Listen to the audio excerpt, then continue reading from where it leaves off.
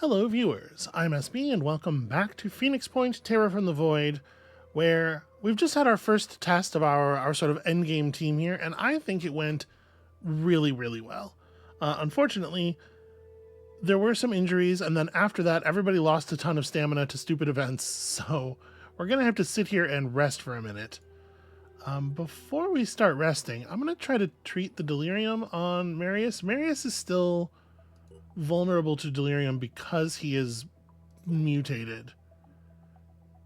Okay, he had to be heavily sedated. His stamina was reduced to the amount of stamina that he already had. Yeah, Marius is part Pandoran, so he's still vulnerable to stuff.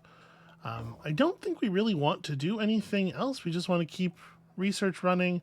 I suppose we can keep making trades because we are very low on materials right now, and I would love to. So we can't go to any place that's looking for food or materials. They either have to be showing just tech or no, wait, this displays what they have, not what they want. So we need. Yeah, we can't really trade tech for materials. We can't go anywhere that's showing materials food. It's okay for it to be showing just materials or materials tech, which actually means there's not that many places around here that fit the bill. We might have to go some distance. I guess let's return these people to a base. I should be doing this with one of the Air Force Manticores because there's with no behemoth, there should not be any more aerial concerns. So let's pop over to here. Okay, more guys. Oh no, look out for the Smaragdus. A Chiron Smaragdus. A crystal mass covers its body, capable of dealing increased damage with its long-range projectiles. Okay, we don't need to look at this in detail. Listen, the enemies are going to show up when they're going to show up. Sorry, this is what I wanted. People who are selling materials.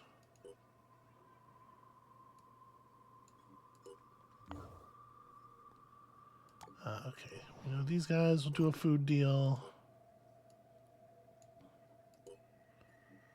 And actually, yeah, at these we should make sure we take tech as well.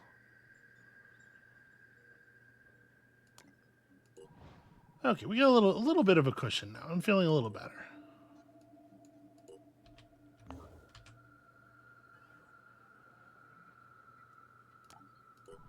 Okay, these guys have a few hundred. Yep, that's fine. Good job.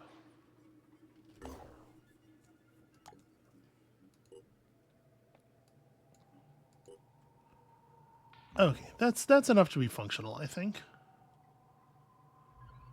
That said, it's really easy to... Oh, I selected your aircraft somehow. Really easy to come over here and pick up some more. I suppose we oughta, right? And as soon as the crew on board the masked manticore is ready to go, we will head out for the final mission. Okay, we've finished development of the armor shredding technology. We actually had one of these shotguns already. I put this in the queue because we couldn't generate ammo for the Harrower before. So now that's an interesting option. We could slip our existing Harrower to somebody and equip them with some ammo.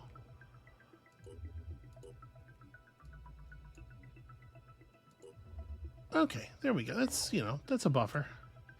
It's actually tech that we need now more than anything, but it is a little harder to come by in trade. It seems very it's treated as though it is a really rare resource, and it seems to be fairly rare in terms of loot. But it's or it seems to be fairly rare in terms of trade. But honestly, it's very easy to get a hold of a lot of it in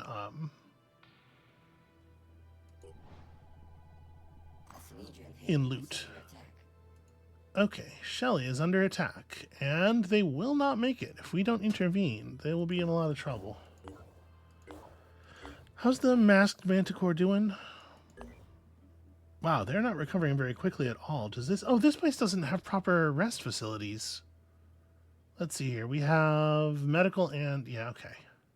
I didn't realize. The manticore they're in should be restoring their stamina, I thought. But I guess... Right, we have... Yeah, we have stamina. It's just very slow, I guess.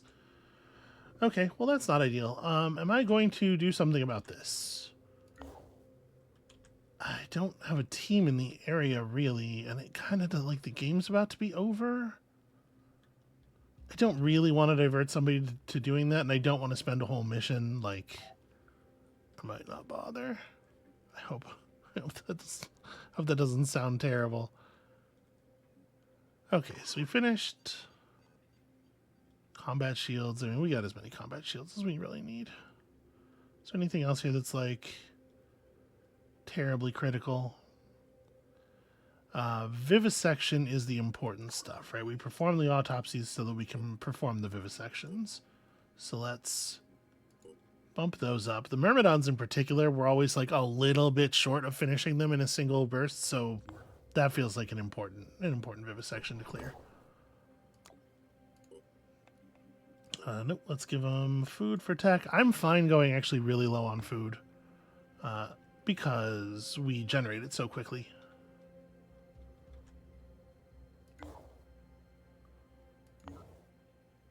Oh, I guess we do have a team in the area. Yeah, but I don't want to do another mission. hate to sort of break the fiction here, but listen, we all know it's a game. All right, okay, there we go. Restoring stamina at a more normal rate. A Pandoran nest has been revealed. That's fine.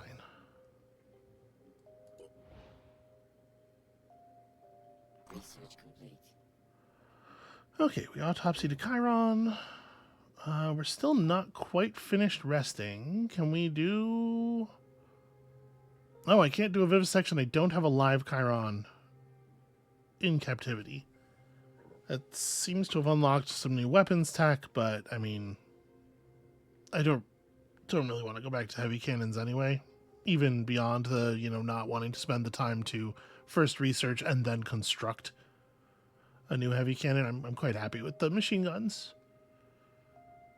So I think we're just gonna ignore it. Get this final bit of rest in here. Okay, Mindfragger autopsy. Research complete.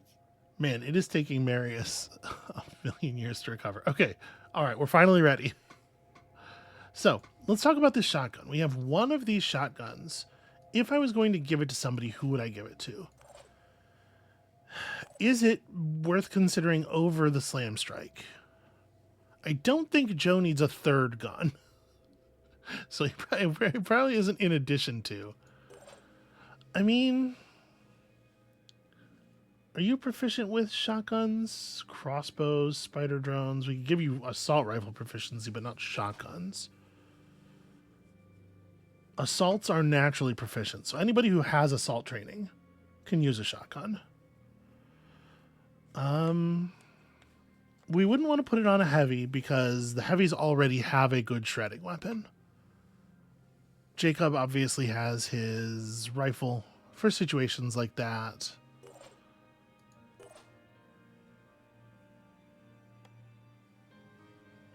Fibonacci has the acid gun, but the acid doesn't solve the problem right now.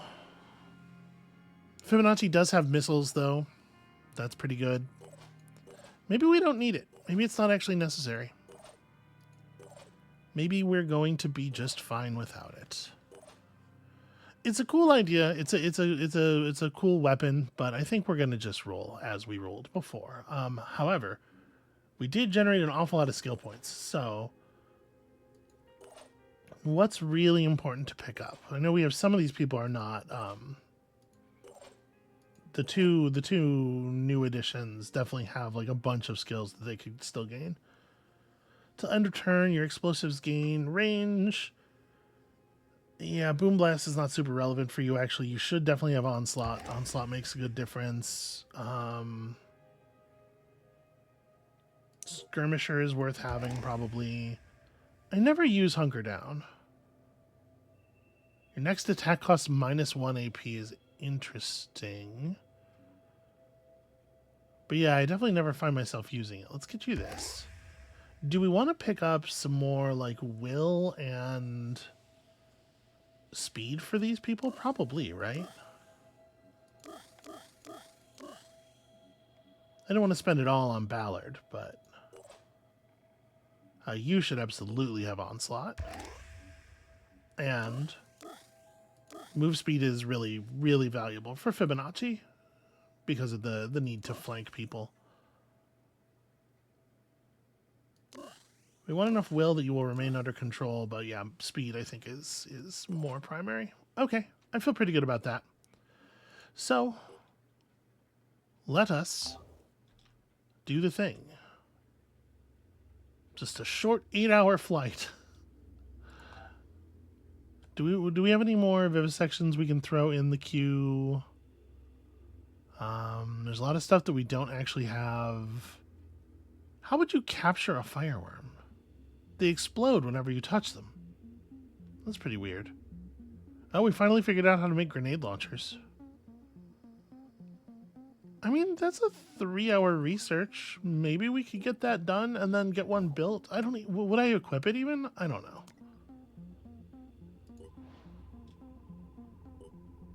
Research complete. Okay, what's the build time on a grenade launcher look like? 4 hours. You know what? Go ahead. Go ahead and make one. Research complete. All right, getting little bits of value here, little bits of material. But yeah, all these vivisections are not available. Agile grenade launcher. A better way to take out these creatures from a safer distance. Even more improved medkits. 50% more hit points is wild. It's already the case that our medkits are healing for more HP than many of our soldiers have. We are not tough enough to need 50% more healing.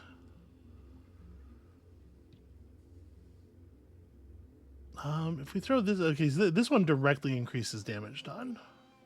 Although I think at this point we're probably within 2 hours of flight time. No, okay. We actually will get that finished. Construction complete. Research complete. Who knows? Maybe it'll matter. We also learned to make motion detection helmets. Okay. You know, that's interesting. That is not useless, for certain. Okay, so we built a grenade launcher. Do I want to slap a grenade launcher on one of the heavies? Replace Ballard's normal grenades with a launcher? Like, what's the difference here? 60-10. These actually look like they're the same. There's okay, very slightly more damaging. Cost 3 action points to use it. 3.5 blast radius with 25 range. Okay, that's a pretty significant increase. And he has quick aim. Yeah, actually, you know what? Can we do that? Can we do that without overweighting you? It's interesting that the empty gun and the gun with the magazine in it weigh the same amount. My verisimilitude. Okay, this very slightly overweights you.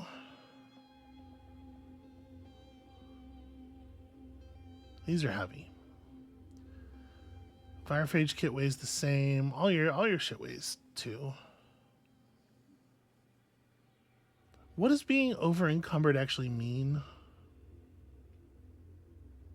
Because it slows them down, but I don't know how much. Like, is it a bad idea to go in 1 over?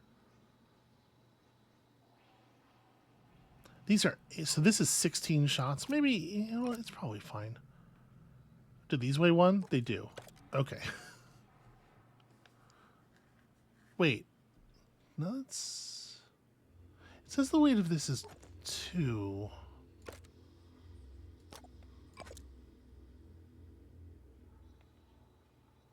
Was I not over encumbered with the same loadout just a moment ago? Hold on a second. What did I do?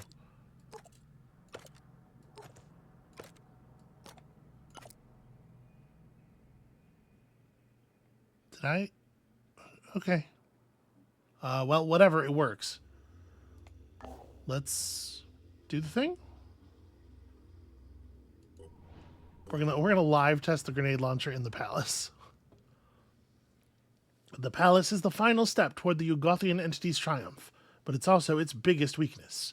With the help of Synedrian, we will storm the palace and inject the receptacle with a retrovirus that will sever the link between the entity and its slaves, freeing them from alien control.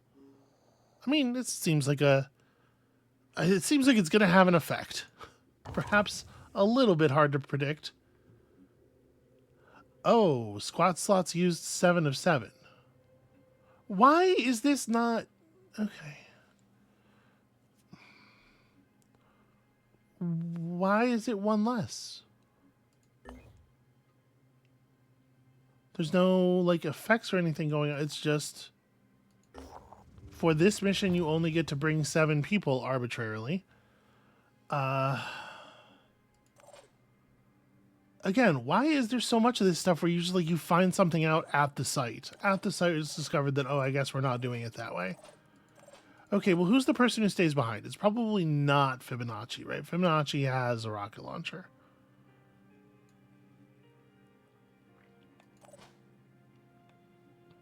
Is it Jacob? I mean, Jacob's been frontline for the entire game, but at this point, he is somewhat falling behind in terms of utility. He's the 4th assault.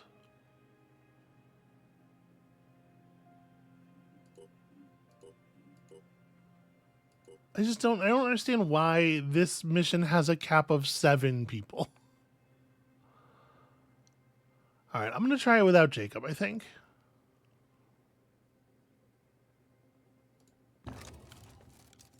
That's dumb, though. That's... And just, like, let me know ahead of time, you know?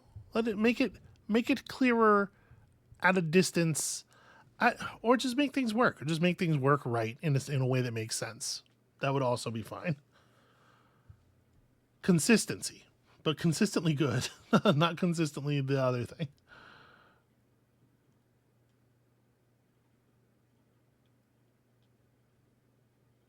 I am glad that we cleared all of the delirium before we went in here, though. All right, the hour has finally arrived. The entity represents coercion, cruelty, arrogance, control, everything that divides us, everything that makes us weak. I'm so tired of this, like, the things that divide. Division is bad. It's not like being divided from people who have, like, horribly evil beliefs is treated as the thing that's bad, not the horribly evil beliefs themselves. Division is not itself a bad thing. It's just a weird time for political rhetoric. We finally have the chance to break that coercion, to emancipate the beings that fight its wars and perpetuate its brutalities. We cannot know what the world will look like in the aftermath, but we do know that it will be one freed from psychic dominion, and I guess that's a good thing.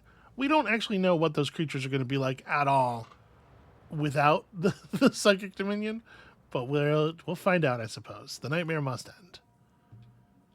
It's important we move to end the threat as quickly as possible. We don't know what this entity is capable of, and the time that we spend on approach is time that we spend vulnerable. Okay, so stop talking to me about it. Let me do it. All right, so they inserted 3 of their characters. Nikolai, who is a sniper with a pretty boring toolkit. Stas, who appears to be an infiltrator. Basic infiltrator skills, including the days package, which is nice. What kind of grenade is that?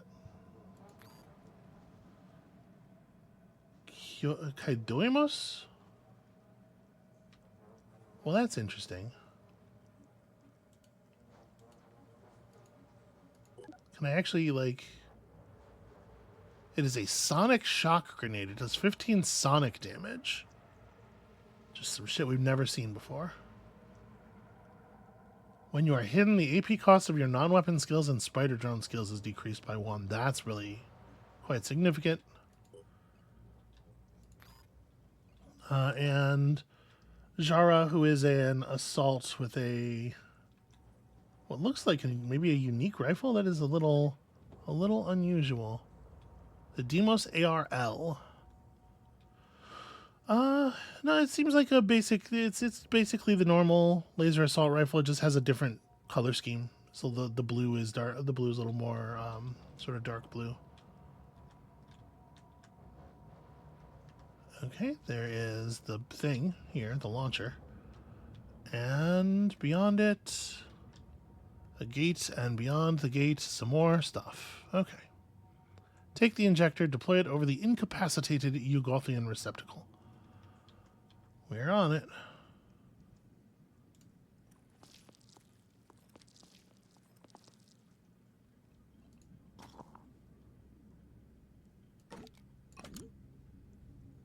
It's weird that it's laying on the ground here instead of being, in somebody's inventory already or something. It looks like we just kind of have to go around this way. So I don't know what I'm looking at in terms of enemy approach.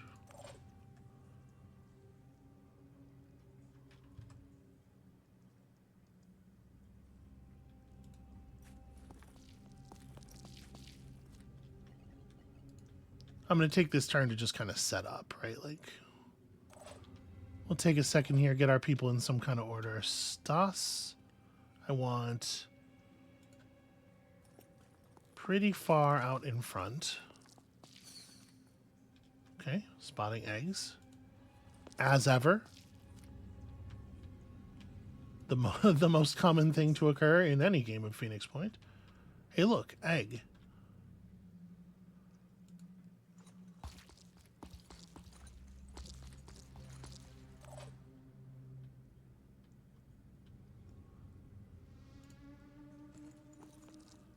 Try to get our forward people actually forward. I wanna cradle the person with the injector back a little bit, which hopefully makes sense.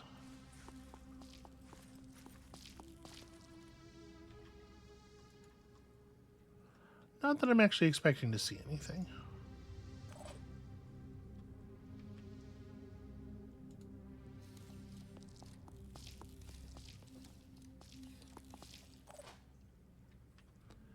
But these are going to be some long turns, let me tell you. I really wish I could tab off for people while they're running. But, like if they see something, I understand why that's not the way it works. But it would be cool if the system had some way of knowing, like, this person's only traveling over terrain that we've already seen this turn. Stuff like that, so you know when you actually can have somebody just run.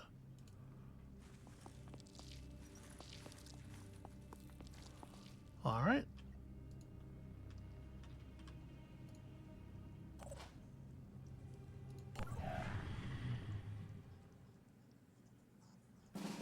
Okay, it became our turn again basically instantly. So there's probably not really any Pandorans on the map at the moment.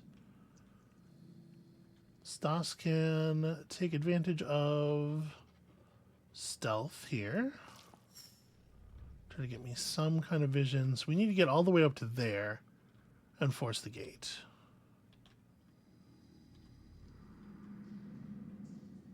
I think let's kind of travel up the side. We got mist sentinels. That's not a big deal.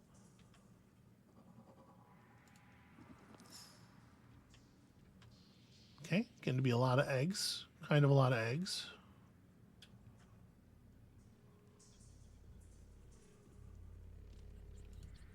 I'm going to just stay far away from everything. Over here where I can be stealthy. All right. Oh, this is a hatching sentinel, not a mist sentinel. Yeah, okay. Not a problem. I'm confident that we can destroy it in a single turn.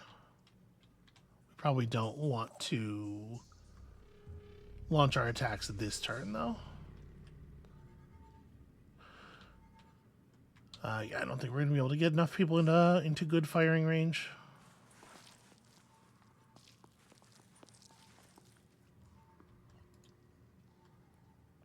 All right, just in case. But let's start getting people into position. Over there. Oh, there is a normal live enemy. Okay, that looks like a virus rifle.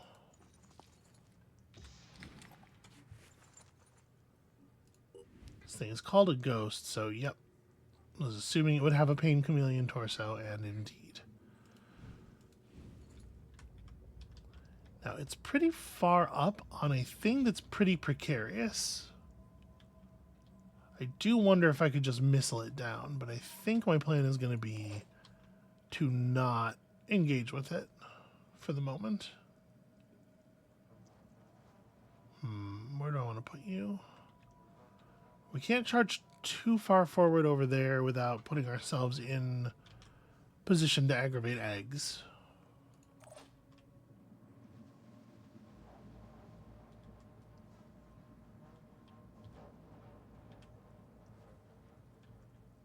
Yeah, the eggs are spread out in a way that makes it very difficult to maneuver around here. There's no way for us to get up. There's not really anything to stand on up here anyway. All right.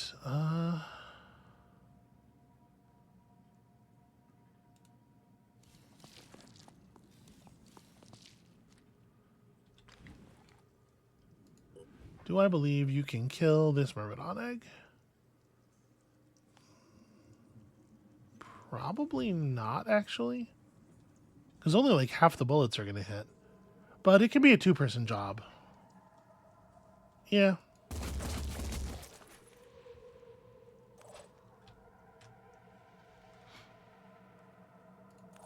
Like Zara can probably finish it.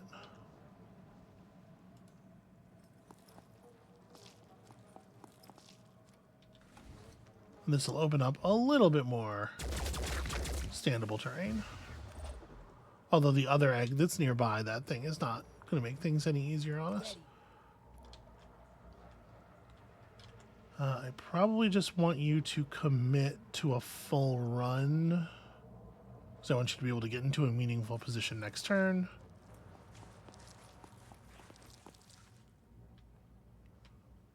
What's the plan?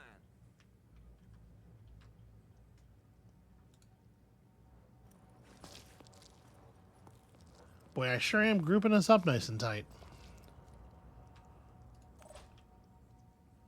It's alright, there's no way this backfires.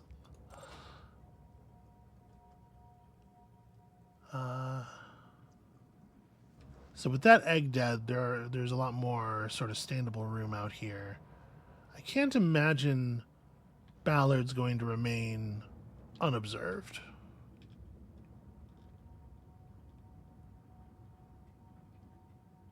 Well, according to this thing, the vision areas are smaller than I would have expected.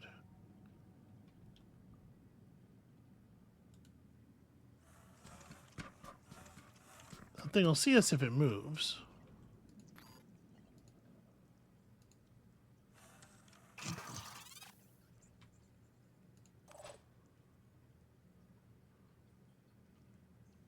Boy, I don't know what to do with Omar. Because again, like I want Omar to be in a position where he can potentially, where he's ready to fight, but not in a position where he's immediately giving away everybody's.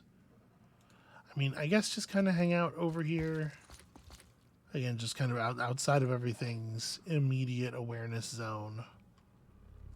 You have better awareness zones than most people because you are a little sneaky. Watch out, I'm moving in. So we can put you in a more aggressive spot. Oh, that awareness zone kind of changed sizes after you moved. That's fun. And I'm absolutely going to shoot at this thing if it comes down.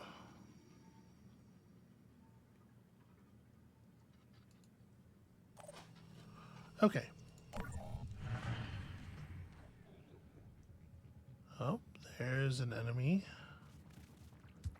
This thing became alerted.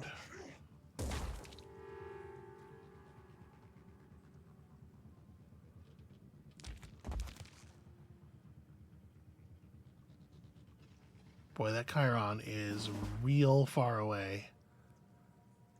That's going to be hard for us to deal with. All right, let's start with you.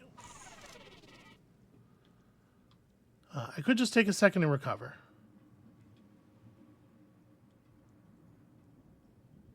Because this thing has already peeled off a bunch of my will. We definitely have to gun this thing down. And I am thinking it might be... Like, can Sato get a shot over here? I'm going to have to run out into the open a little bit, maybe. Well, Sato can start this stuff up. Let's do this and see what it does. I'm curious what it will do as far as destroying the structure that this thing is hiding behind, and then we can make further decisions from there. Do I want to quick aim it to preserve the AP? No, I think I'm just going to go. I'm assuming that reducing accuracy... Oh, that's perfect. I'm assuming that reducing accuracy on that thing makes it more likely to go astray. Now, unfortunately, when I say perfect, of course, what I mean is, oops, I didn't destroy the pain torso. But, you know, listen, there's a lot of things that we can do about that.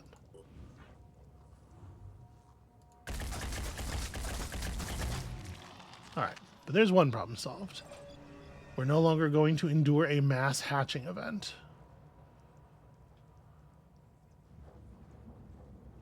I do wish I had one of those motion detectors now. When they pain chameleon, they move, right?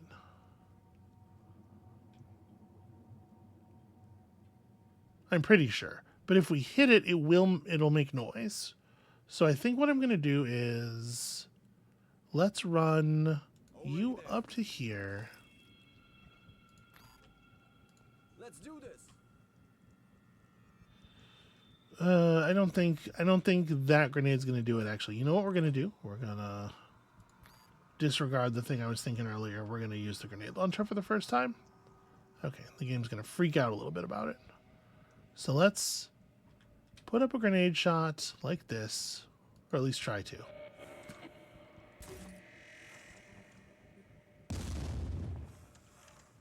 Okay, so I don't think the guy is over there anymore. He's somewhere around, but he's moved.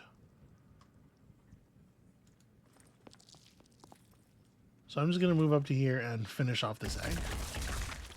I dazed the egg. Okay. I suppose that makes sense. In that case, I will run up to here. No perception at all, indicating the location of the guy. So this thing is so far away. I think I am just going to go ahead and commit real deep here. Oh, new one, new one. I don't know that changes anything about my play. I have the tiniest bit of cover, but that's good to know for the snipers. Okay, Ballard. Probably not getting a whole lot else done. I can't imagine Marius making that distance.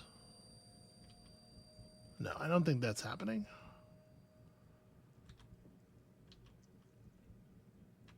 Marius has pretty good senses, but I don't really think I don't think he's going to detect the pain chameleon guy. I think the pain chameleon guy is out of there. So you have enough to move, but not really enough to make it to more cover.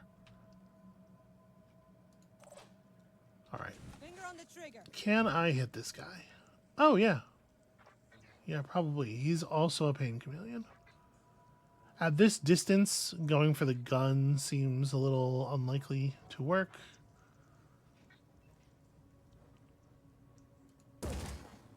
All right. Put it where it needed to go.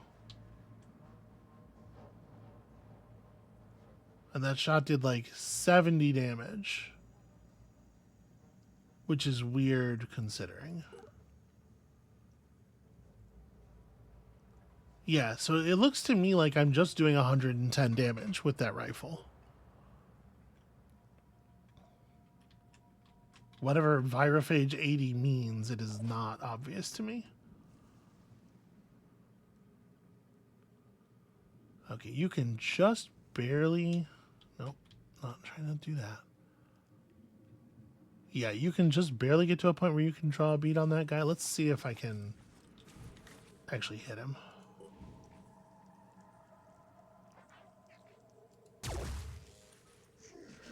Okay, we're landing some sniper shots. It's important.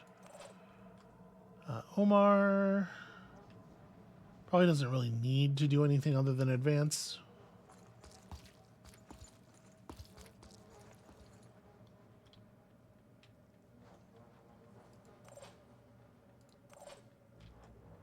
I guess we're in a position right now where it Jacob would actually be pretty useful.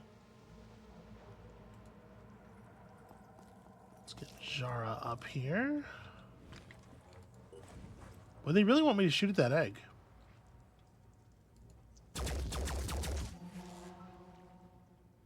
Okay, it's a couple bullets, not nothing.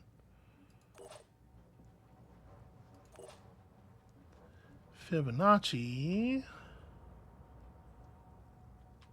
can probably not do a rocket shot that's meaningful from this distance.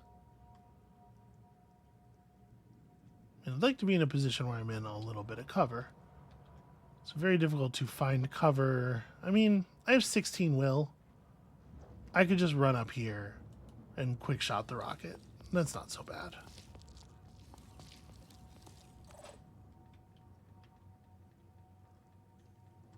Knock the thing down. Probably do a fair amount of damage to it from falling. This will inhibit other people's ability to shoot it to some degree. But we've managed to land all of our sniper shots and stuff already at this point. So what I'd like is, yeah, that basically just like put the rocket right up against the wall behind it. Let's see if Fibonacci can make that shot with quick aim. Nope. Not even a little bit. That was super not correct.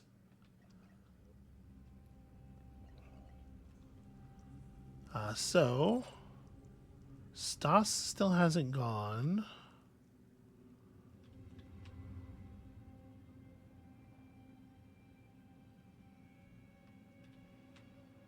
I think I might just have Stas continue up along the side here.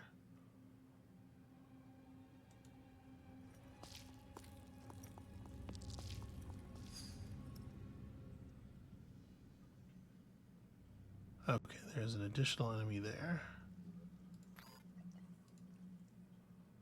Can I get a spider drone up on the thing with it? I mean, I don't want to hit him directly with the spider drone because I'm worried... Yeah, I'm worried if I hit him directly with the spider drone, it will bounce off and fall. Oof.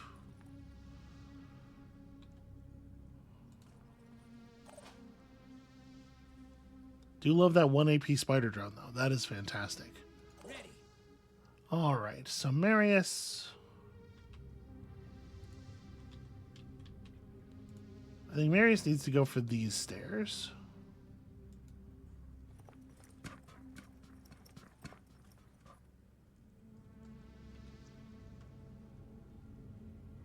And then I can't climb this turn, but like the hope next turn would be climb and then jump and then chop, provided that that's actually within my AP count. And you are just going to throw up an Overwatch. Area covered.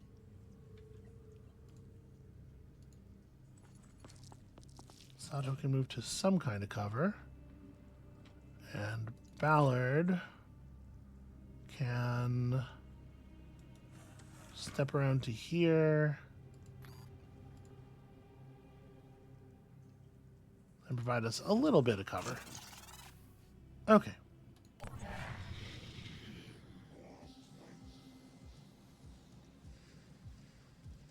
So unfortunately the Pain Chameleon is just over there somewhere. We don't really have a lot of control over that. This thing is just pouring mist out. I'm hoping the Chiron doesn't actually have range to attack us from. Okay, so this thing dropped down, I think, because the shot that hit Joe came from, it looked like ground level.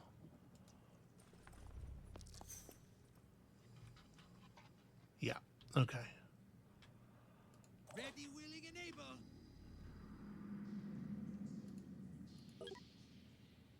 You do have Pain Chameleon.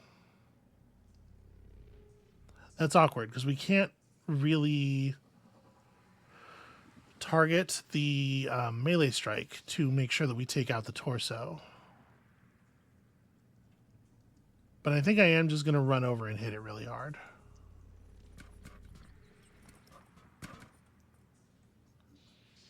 Some kind of Pandoran organic structure barring our advance. The receptacle should be behind this barrier, but the surface appears functionally indestructible. Nothing man-portable would put a scratch on it. Curiously, there are what appear to be access points, or machinery interfaces, that emerge from the smooth casing at 3 separate points. We should move our operatives closer to investigate, but be aware that figuring out the operation of these devices may take some time. The process will take 2 turns once begun, can be interrupted. Once the gate has been opened, you should move quickly. There is no way of knowing how long it will remain so. Okay. I appreciate the level of warning that we're being given here. Hey, guess what? I'm hoping that either I'll disable the torso or it will turn out that being dazed prevents him from going all chameleon mode. Seems like that might be the case. And that's probably a lethal amount of bleed, right? Yep. Okay, that guy's done. Marius getting done what Marius gets done. What's needed? You are gonna wanna just give yourself a little top up here.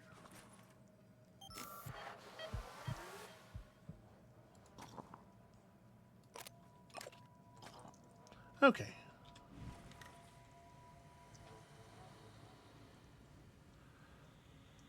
So that guy has. Oh, hey, we see the Pain Chameleon. Unfortunately, I can't really guarantee this shot the way I would like. I think that's a sniper's problem. What is my... I mean, my shot with the rifle looks better, and the rifle shot is more damaging if you're not shooting through a ton of armor. I am kind of shooting through a ton of armor here, so this might be the better play. Let me let him animate. All right. Give it to him right at that moment. So you probably can see the other guy. Ooh, it looks like it's a pretty obstructed shot, actually. You can run over here and see the other guy.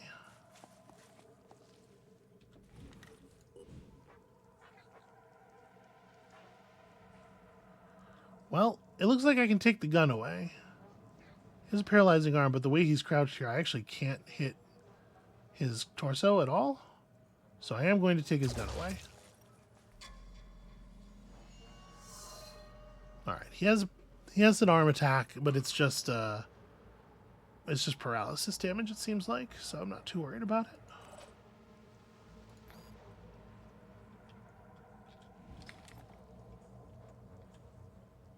What does your shot look like from here? Probably sufficient. Oh boy, that really did not work.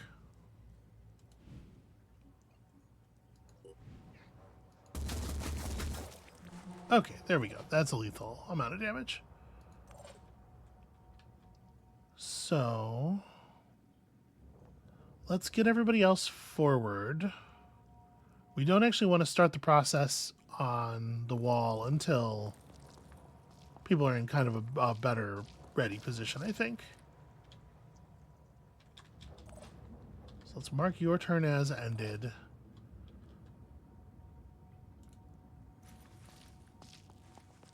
Arena way the fuck up here.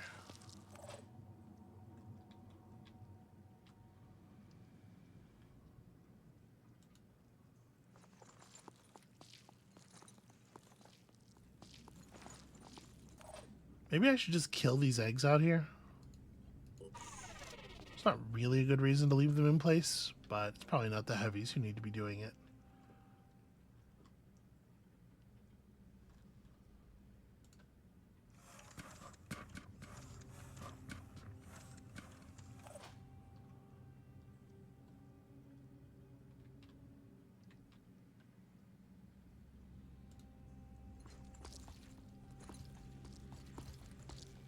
It's a shame there isn't like some way to execute some kind of like template-based movement.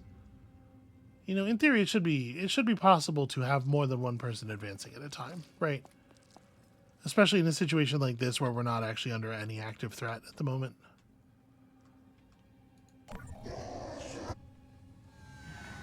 Okay, Acheron Asclepius Champion. This Acheron is a direct evolution of the Asclepius variant. In addition to the Call Reinforcements active ability, which instantly calls a group of Arthrons and Tritons, and the Co-Delirium passive ability, causing all Pandorans in the battle to deal delirium damage, it has Neurotoxic Spray, which can temporarily disable a body part. Okay, and that is... Those guys are... Where? Yep, the virus, right? Those guys are where? Those guys are like over here?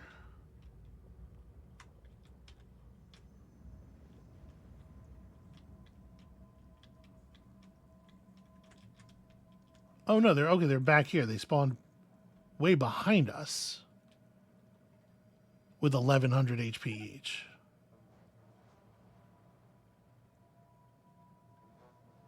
Minimal armor though. Okay, well.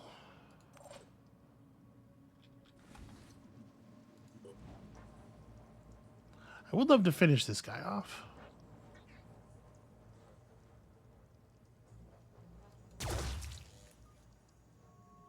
Alright, how much bleed do you need? You need to get tapped one more time.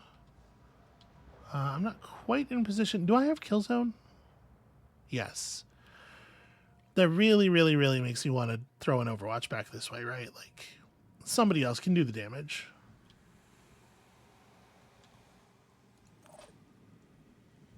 Joe is probably not really in a good position to fight those things. So, yeah, let's just... Wow. Way to just, like, draw a line around him, like in... It's like when when people outline someone against a wall with a machine gun in a cartoon. That was crazy. Maximum effort. Well, I don't know if that's maximum effort, but go stand over there in any case. Yeah, this is the egg I would like to destroy because it is kind of making things awkward for everybody. I did not destroy it. I did daze it, which I guess probably will keep it from hatching. Ready to engage. Alright, I can get a nice clean shot off here. Could probably take a leg, but let's do maximum damage. Are there enough people? Are they even legal targets for Marked for Death? Okay, yeah, anything I can see, I guess. I was thinking, like, at this range. They're probably out of range. But okay, you know what? There's no sense in not throwing it up.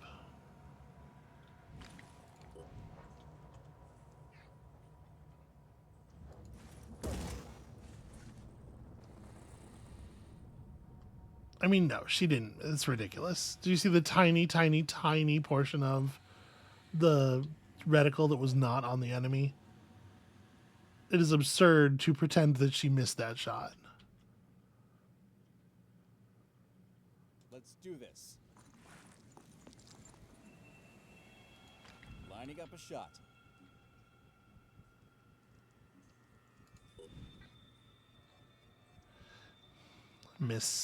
misestimated how much garbage was in the way. That's really frustrating. Yeah, this stuff is causing a lot of trouble.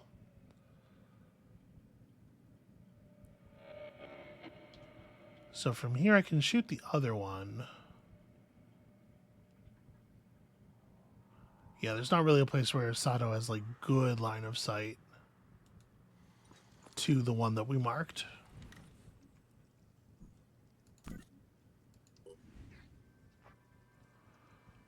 That's the best I can get. I'm better off just closing.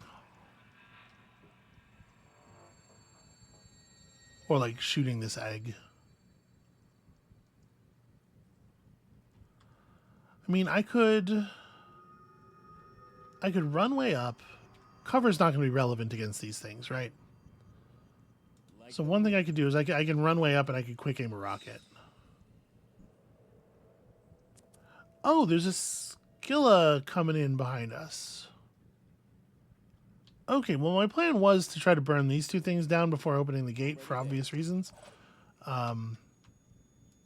Maybe that's not... Maybe we need to just kill. Or maybe we need to just be running. But like 2 full turns, the Skilla is going to have time to catch up to us. It's not like we're not going to fight it.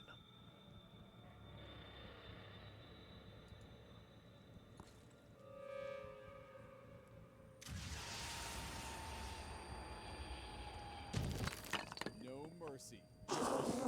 Okay, that missed a bit. But it's not too bad.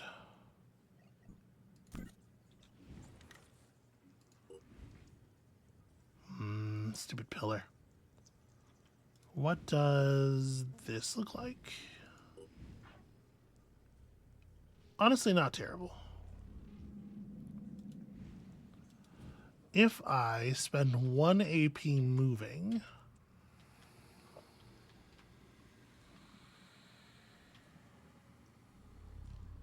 So it's that pillar that's causing the problem. If I spend 1 AP moving, I can run up like this and get a clearer shot for sure.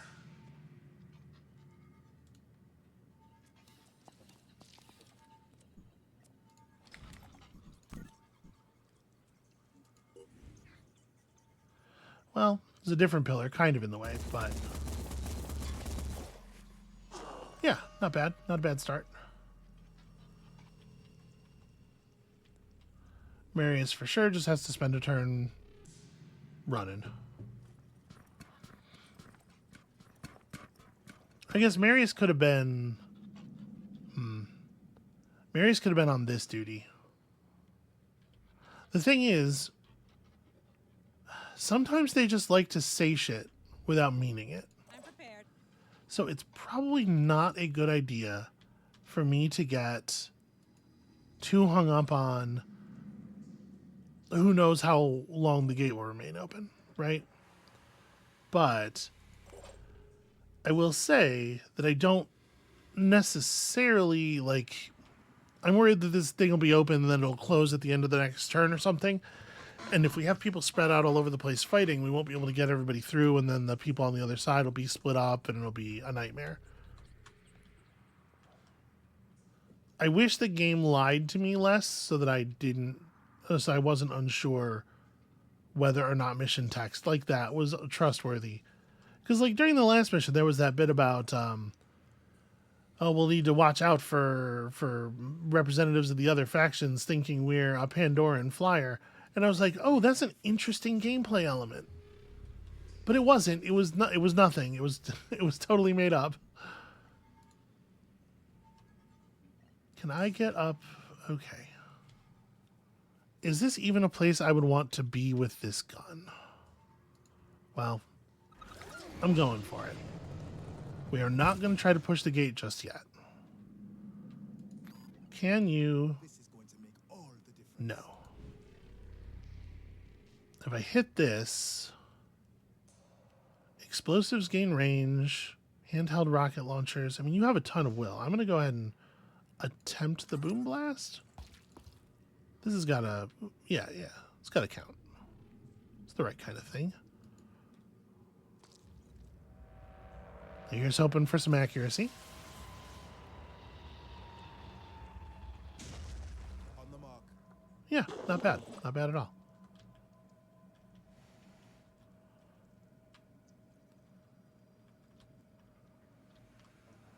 Stas has a full turn of sprinting ahead. Not a lot that can be done about it. We're going to have to kill that egg at some point, too. Apparently from here, I do technically have a shot. Yeah, I was going to say, it can't be very good.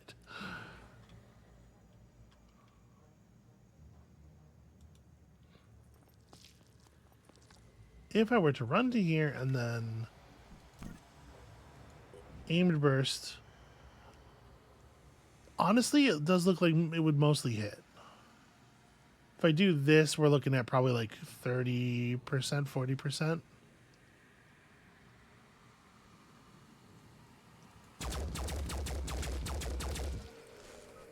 Okay. I think a little bit under what I had predicted there, but overall, it's not horrible.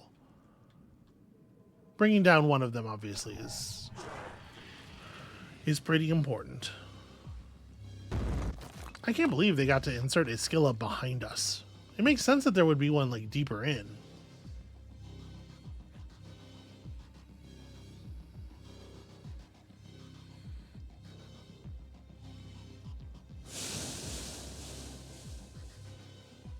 Okay, well, it did something. Nice. So there I'm hitting for 200 damage each. That was definitely getting the full value of the virophage. Very impressive leap, sir. Oh. A mimic approaches. Which kind of thing are you? You have mind control, so that's a very serious concern. What happened to Sato? Sato is temporarily torso-less. Switching. That doesn't actually do anything, right? I don't think. Okay. So, the Veilric Mimic is in position to get grabbed by Marius. Yeah, it seems like there's a lot of good we can do here. So first things first, this guy has 256 HP remaining. I do believe that we can just put an end to him pretty quickly here.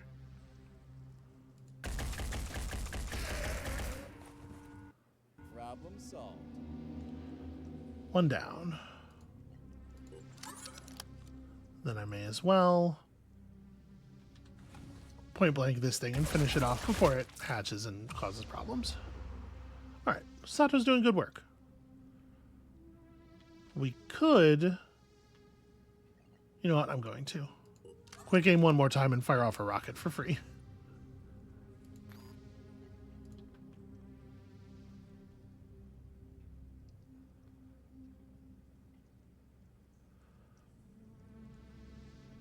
I mean, this thing's got to go down. But at the same time, we have so many people who are going to be able to shoot at that, though. A much smaller percentage of the team is going to be able to take reasonable shots at this siren. Oh, very frustrating. Very frustrating behavior there. And then you can probably move this way, I would think. Pushing on.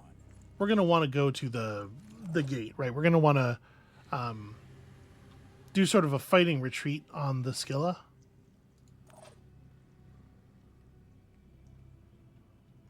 Not because we're retreating, but because we want to keep some amount of distance between us and it as we're shooting.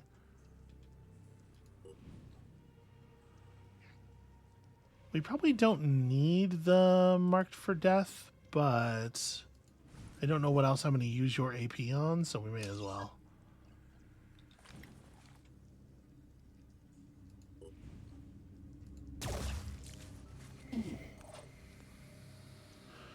Okay.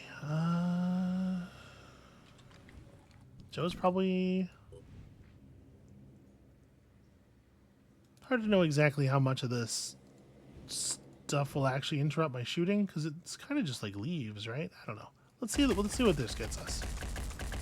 The answer is a daze and a kill. Pretty good overall, actually.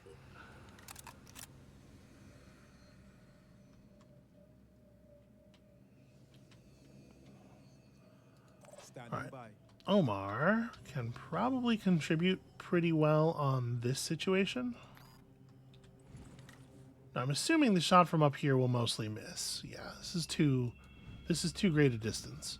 But what I'm thinking is we probably can... Yeah, we can drop down quite close. I can get to here without having to use willpower on the jump. And then that means I can quick aim and just spray the thing at this distance. And then Marius can drop down and put in a fair amount of harm. It does have 680 HP, so we got to hit it pretty hard. But I think this should be good.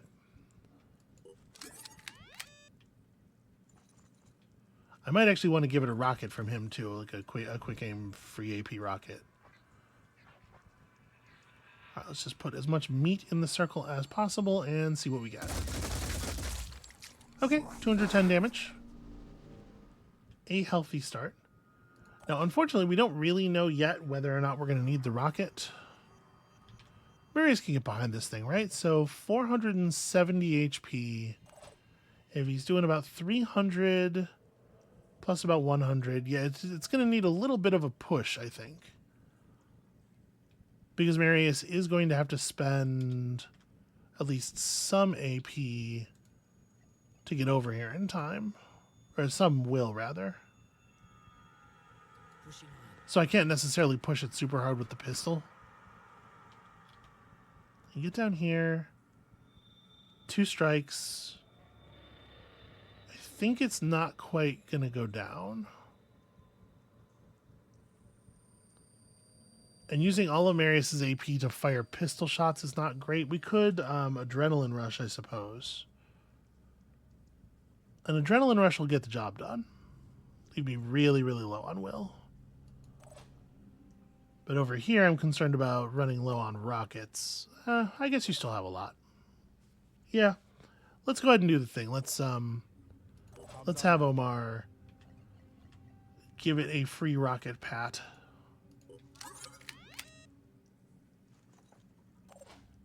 Standing by. Using. So drop the rocket directly on top of it. Okay, 72 damage with 20 additional bleed should be good enough.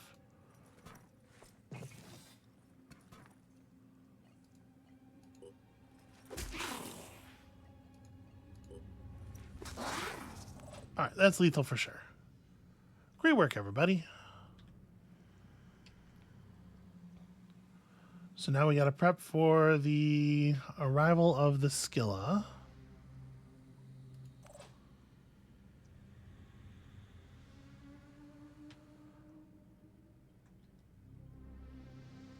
Looks like we can get a sniper up on top of this. I'd rather be up here. This'll do.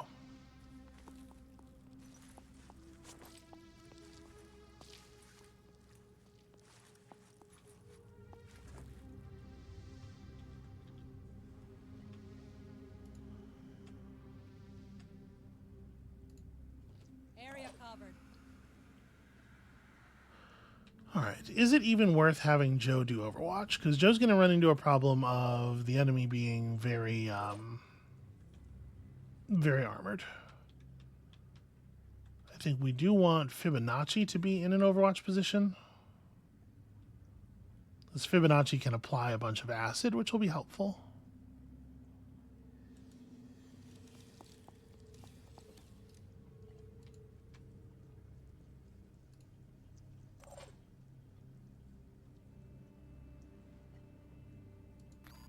I guess a Slam Strike will do something. Shake it, baby. I don't like it when you say shake it, baby. That's really quite unpleasant. Please don't do that. Time to step up.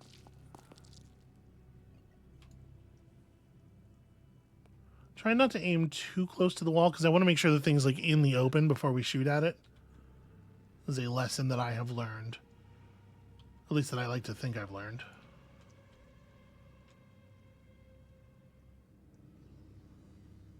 I mean, we could spit up some spiders. Do you have... You do not have a lot of extra spider ammo. I don't really know what else to do with you. You kind of don't have a strong play here. I guess you're kind of just not going to have a ton of role in this. If we get up top, you can shoot it with a crossbow, I guess.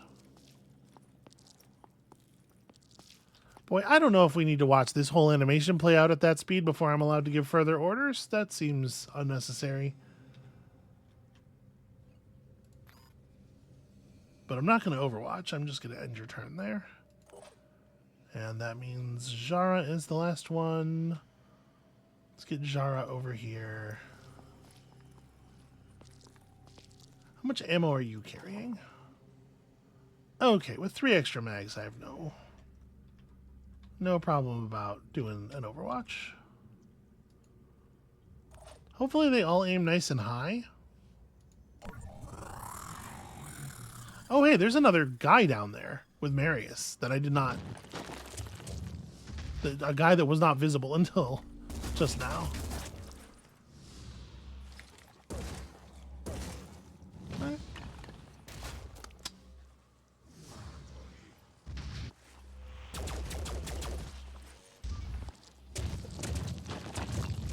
Okay, managed to stack up 400 immediate damage and some acid.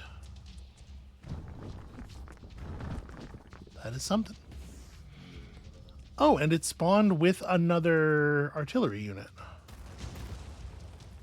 which gets to attack for free despite never being visible. And okay, well, that's fun. I think somebody lost an arm there.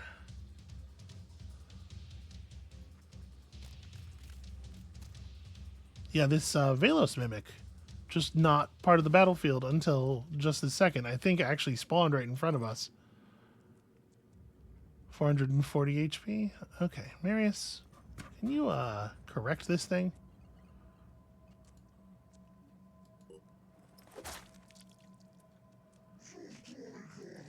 And this thing, I'm not too worried about just sitting with it down here while it's dazed. These guys melee attack for a single AP, I believe. So when dazed, they still are dangerous.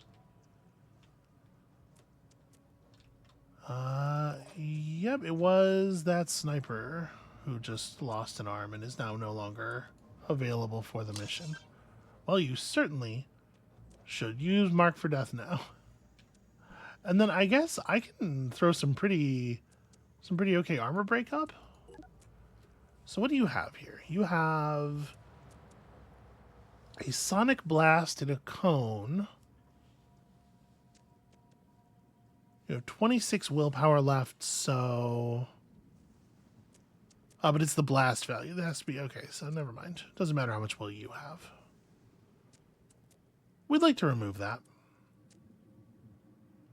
And then you have the Death Belch abdomen, which is fine. We can't actually shoot the head with this guy. But I can... We can throw a couple of armor breaks up.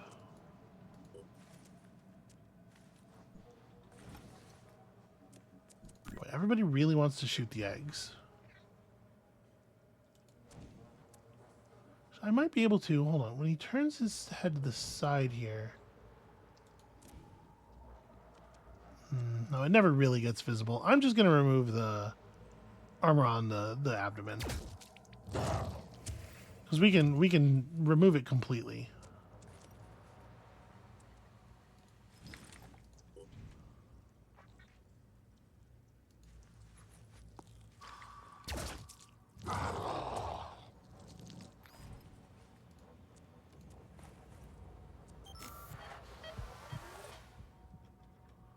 I guess the plus 50% to the healing on our medkits would have mattered there. On a person who is using a bad medkit.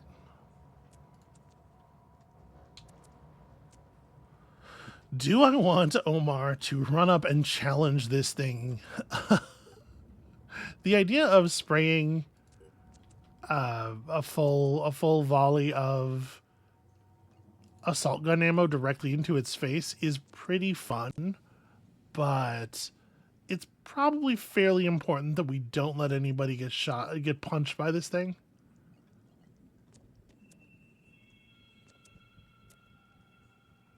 I mean, I can only control it so much.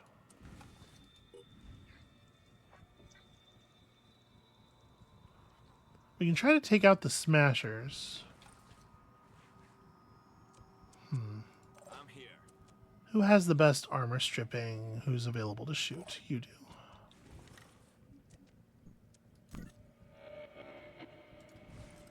Okay, I'm being prevented from shooting. This is kind of why I was hoping to get up on that thing. I thought this might happen. Alright, so what kind of a shot do I have? I cannot see the head at all. Okay. We're going to quick aim. Targeting. We're going to just shoot it in the unprotected abdomen. And then that leaves me with enough AP to set up the Overwatch.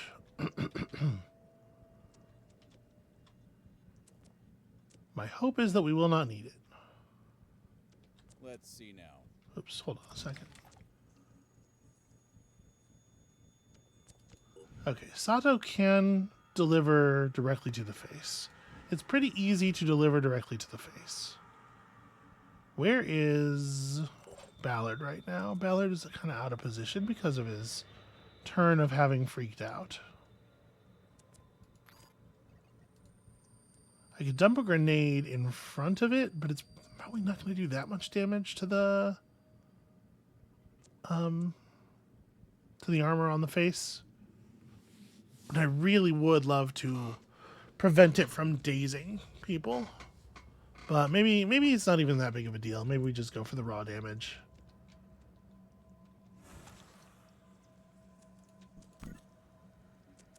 Yeah, maybe I'm too worried about this. Because, like, that's pretty good, right?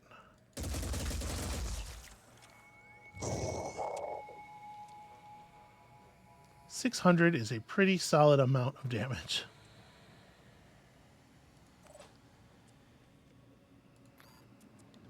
Yeah. Okay. So let's just go for burning it down. I'm gonna ignore the head. We're just gonna focus on the bit that we opened up. Okay, another 552.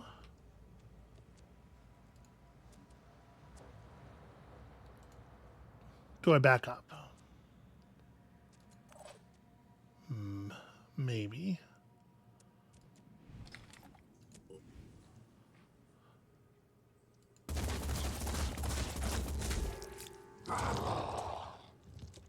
If we break this open,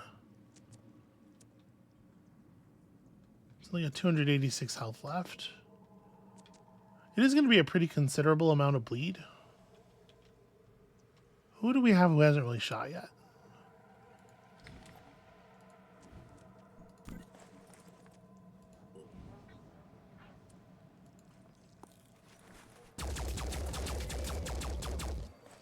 Okay, so that's 100 bleed, plus it'll take 10 damage from the acid, but just 10, right? Because it only takes 10 per part.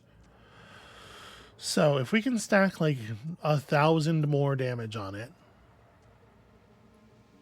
we have some people who haven't taken any turns at all yet. But from where he's standing, he probably can't hit the abdomen.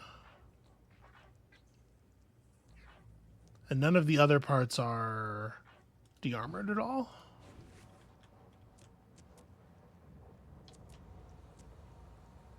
From here, I can hit the abdomen, I bet. Moving. I think I can make this. I think I can just kill it. I am banking on... Actually, it just dies. Because he's going to be able to do... Damage. Oh, did I not... I didn't check to make sure there was enough ammo in the goddamn... Well, that negates some of what I was just saying. That's going to make it a lot harder. Because we just missed out on several hundred damage. But we haven't taken Omar's turn yet. Omar needs to be able to, like, yeah, Omar jumping to here is going to leave me with enough AP This might work. to do a quick aim deceptor shot, and that's going to do a lot of damage. And then we won't have to worry about the artillery enemy because it won't have vision of us. There we go. Get the maximum exposure. Not a kill. We can finish it. We're going to get there. So let's go ahead and take the quick aim. Instead of trying to move away, we'll just finish it. Wait, let it animate. There we go.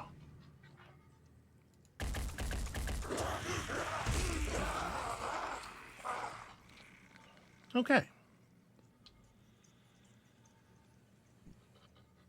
That said, now we do basically run away because we're trying to get to the door.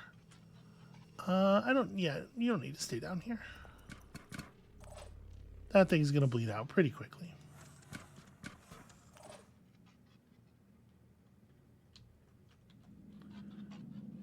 So Stas, just get over here and prep the thing. We're all just going to try to get through the door. I'm not going to worry about the artillery guy.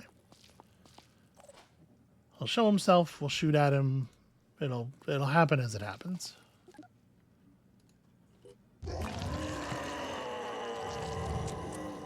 Did you really just spawn a new skillet on me?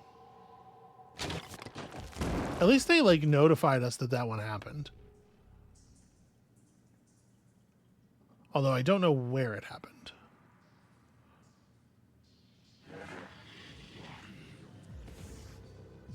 Okay, this thing doesn't need vision to shoot at us.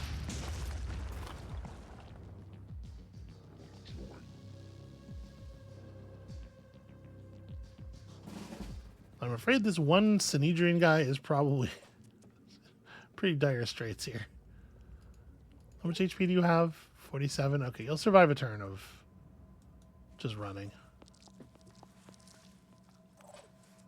I almost don't even want to bother healing him because he's just going to get shot again, but we probably ought to. Here, let's patch you up, friend. And then continue my own running away from you because, I don't know, I just have this feeling like something's going to drop on your head.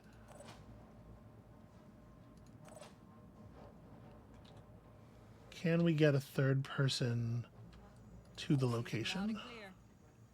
No, we can get one person a space short of it, because of course we can. If I were to spend with Marius could get there. It's always one space short. Channel open. Yeah. Okay. I guess let's do it. I guess let's spend with Marius, because I do want to... We got to get it moving.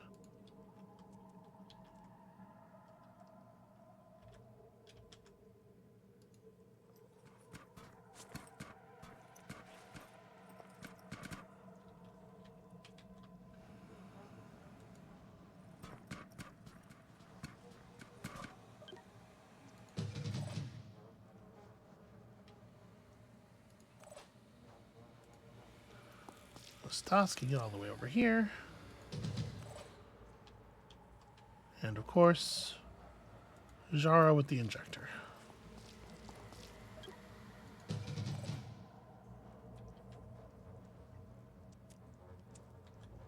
Okay. It's just over there. Now this one has the spitter heads. The head of this one does have to come off. But that's probably fairly doable.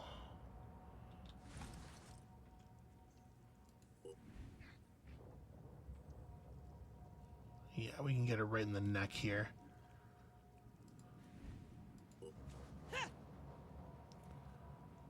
So first of all, we're going to do that. Hey, you.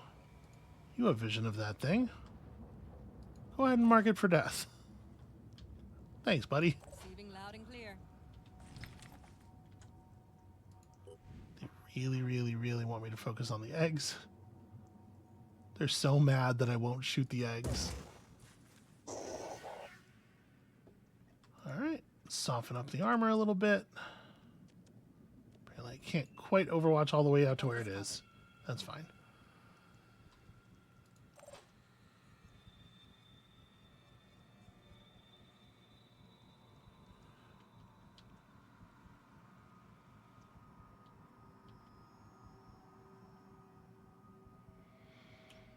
How far away do I think I have to be?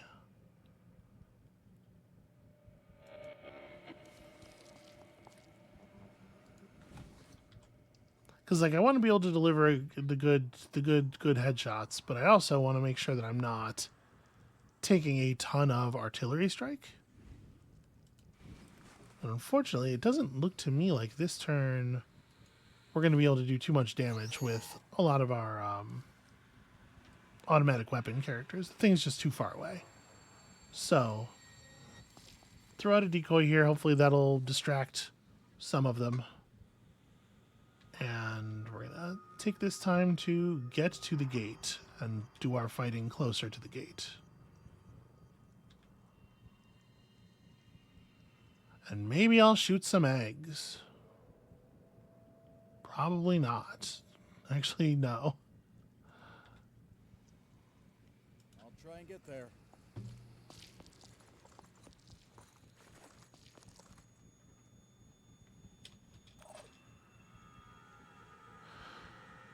You don't actually even have vision of it where you're standing right now. That's fine, I guess. Just move.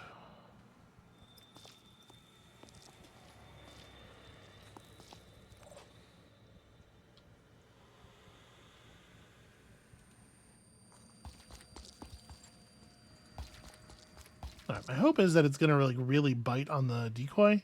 I know they usually don't. Oh. Okay.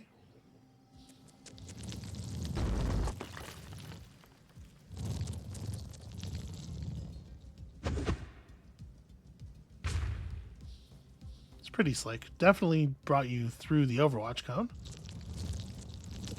Yep, so fully ignoring the Overwatch. That is shooting at the decoy for sure. So decoy worth its weight there.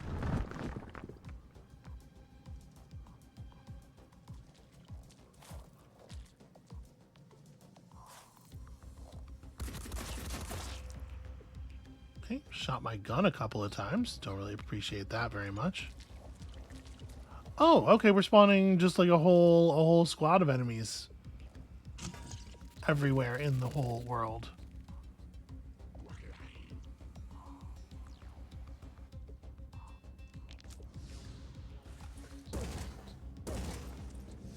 Well, hard to be too upset about that, I guess.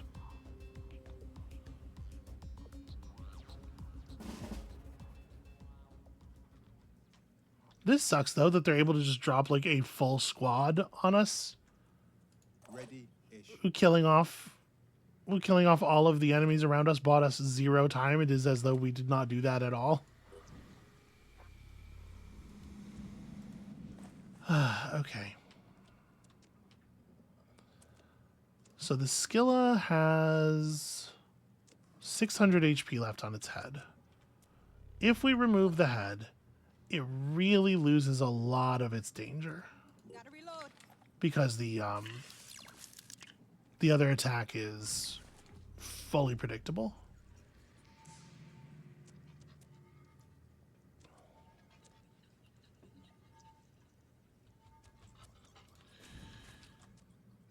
Doctor.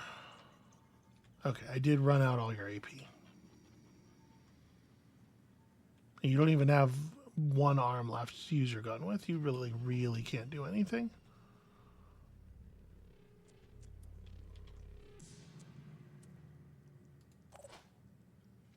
I guess I didn't run out its AP. The fucking...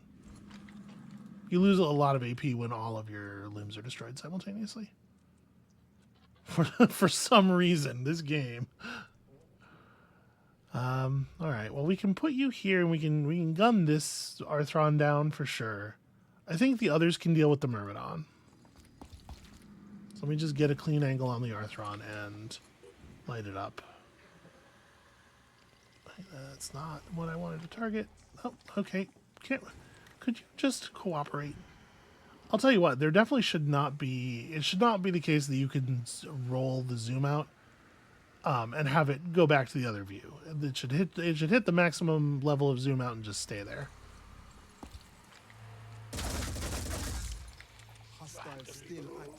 Okay. A little annoying that I don't get my willpower for being the killing blow, but he is dead.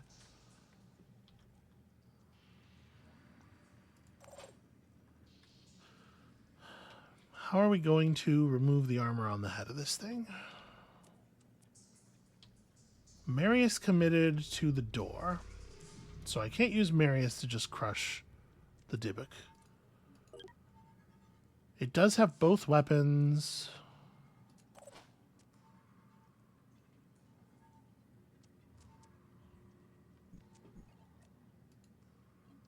Alright. I would like to take 2 shots this turn. Acquiring target. First thing we gotta do is try to kill this guy. But I think removing his gun is a pretty important part of that.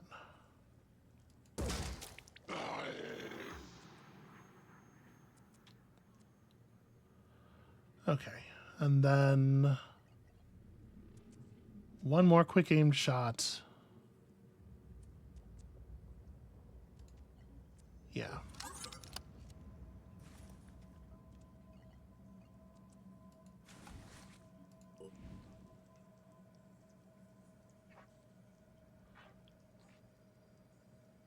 If I hit him in the head, his head has low enough armor that it says he'll die. I mean, he's bleeding an extra point now, so yeah, now it'll cause enough of a bleed to kill him, at least. What's Okay. our plan? I can still throw up Mark for Death here. Still alive. I guess I'm going to, because that thing does need to... I think does need to lose a lot of HP pretty quickly. All right, Fibonacci. You don't have any AP or willpower. But you do have the ability to shoot the Skilla in the head with a weapon that has some shred.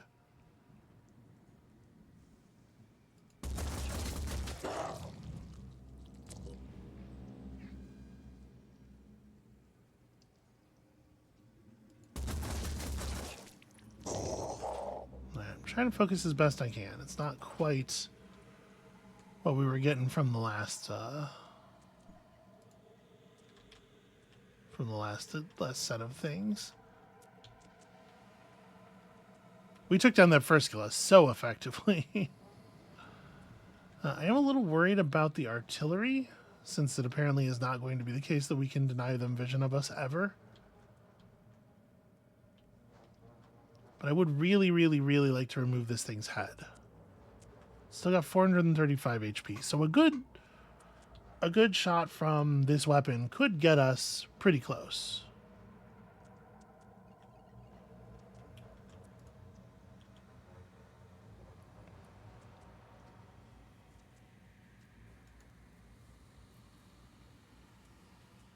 Really gonna have trouble, I think, getting close enough to get a good shot, though. Joe can't do too much better.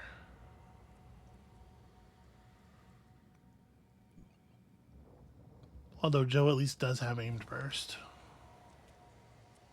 If we use Joe's aimed burst to try to clear the head, which we will not do, it will not be enough, then we don't really have much of an attack left for the Myrmidon.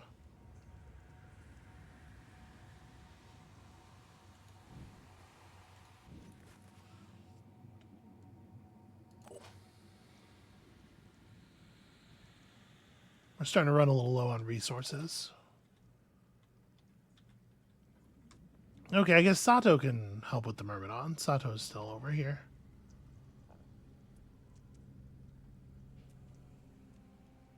Yeah, let's run him up.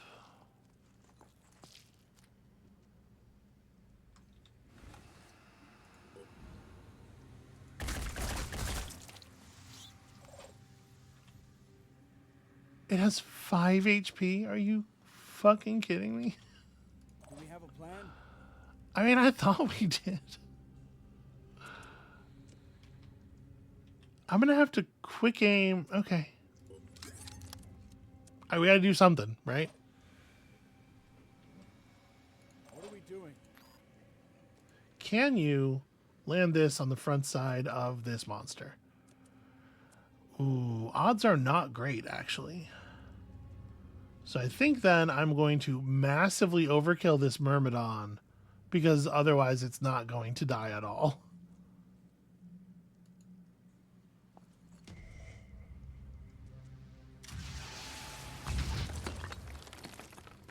Okay. That, of course, varied off course close enough to damage Omar, because why wouldn't it? Ready. Alright, may as well take that, and then make sure you have return fire active. And maybe actually even close on the thing. I don't want to get too much closer to the doctor, I guess. Because this guy's going to get... He's going to be the target of the artillery for sure, right? Okay, so now every resource we have left can get poured into this thing. All the other enemies are dead. Except for the artillery guy. And this thing that I don't actually care that much about for the moment.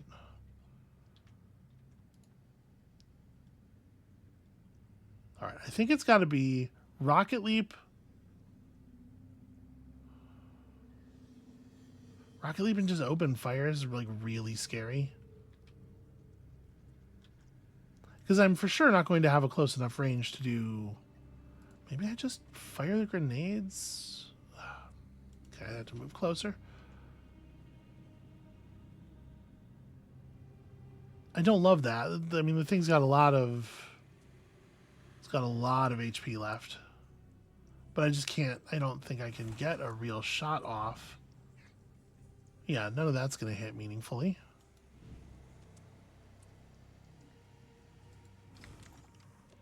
We can Rage Burst, but as far as I can tell, Rage Burst kind of doesn't... It's very unreliable. It's hard to tell where it's aiming in terms... Like, vertically, it's hard to tell where it's aiming. You don't get to use free aim to target it at all. I'm just going to do this. I'm just going to, like, hit him in the face with a grenade.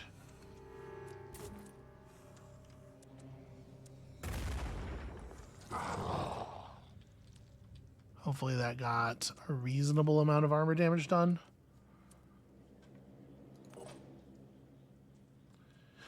So, now Joe... Inside.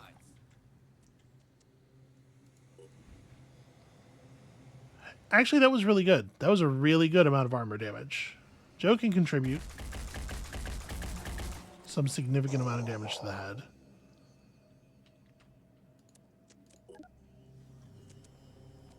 Head has 184 HP left.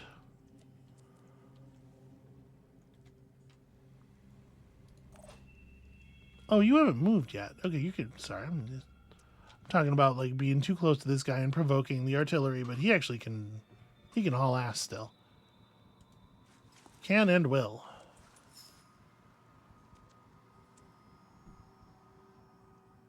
Okay, whatever. Actually, kind of head this way because if the interaction with the wall can be interrupted, then we could probably pass it to him, pass some of it to him at least.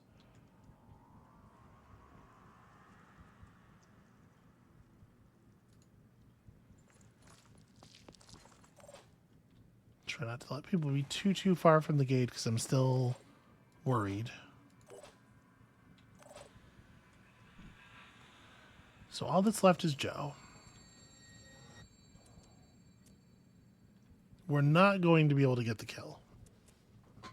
The break on the head with only 184, damage, but I can throw a decoy out in the open and hope that this decoy draws some of the attention. Trying to think, if he does his acid spray on this, it probably won't. I mean, he's gonna acid spray those guys if he sprays anybody. This is probably just not a good use of willpower, honestly. Maybe I just end the turn. Just hold on to it. And you three are the ones who are doing that thing. And yep, okay, let's just call it. I'm bummed out. I'm bummed out that we didn't finish it. But there was a lot to do that turn. I don't think I played optimally with the sniper, with Arena. Okay. It's really not that much poison. I remembered it being a lot worse than that.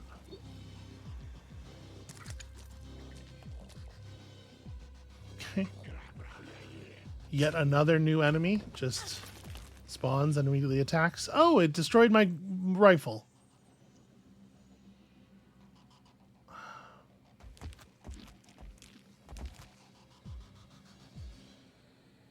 That's pretty bad. That's pretty bad. If Jacob were here, he could at least pass her a backup rifle.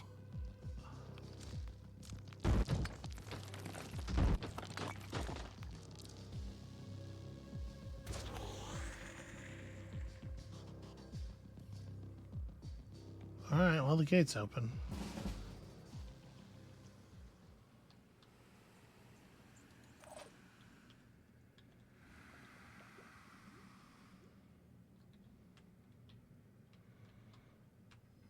I assume this is the receptacle.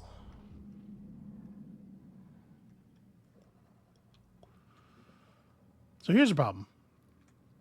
I do not have a good sense of the range of this attack. I guess he's not really firing it down the alley. He's firing it kind of... Thank you, camera. He's firing it kind of this way. So I guess we can get away from it by just going that way. And I do believe that that's the move. Yeah. The loss of the sniper rifle, the loss of the one virophage weapon is certainly going to hurt.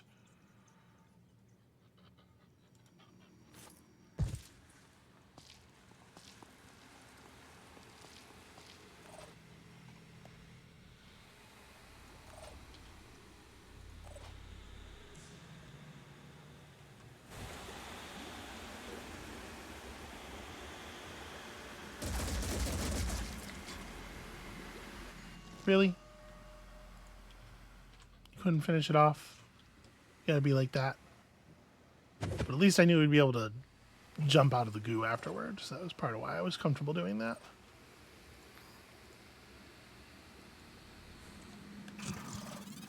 Okay. You probably need to focus all of your AP on movement. Oof. Bad time for panic.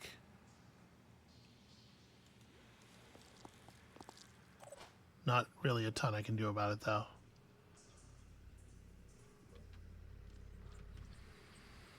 Ready-ish.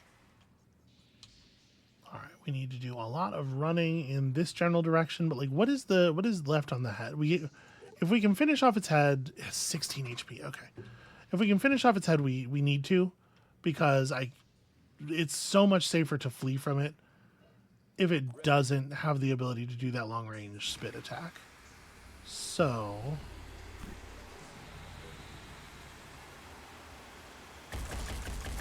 okay, that's Very important. Very important to have gotten done. Now we got to make sure we run away from this thing at an angle that's actually going to get us out of the cone. So there's two of these Chiron Asterias with the explosive bomb abdomens. Pretty dangerous to run in a way that gets us too close together. And unfortunately, the odds of us being able to clear out the to like do significant damage to them, basically zero.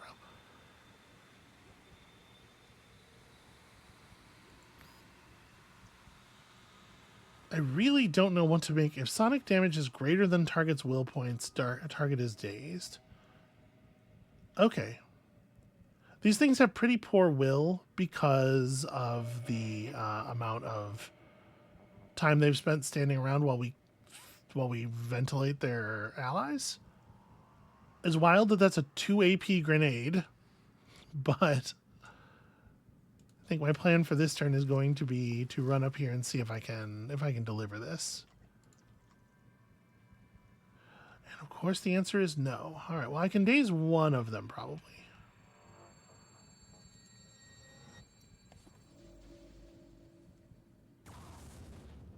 Okay. That's very important. And that got me back my AP, of course. I can throw up a decoy. Hopefully draw off the attention of the other one while I advance this way. Oh, except I can't actually advance that way. Well, I'm assuming the abdomen is pretty tough. Well, you know, it's got 30 armor, but 400 is not that much HP.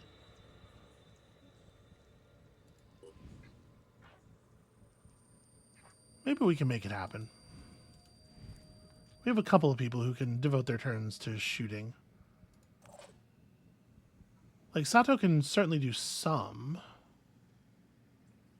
Sato's got 4 AP left, so if I run to, like, here...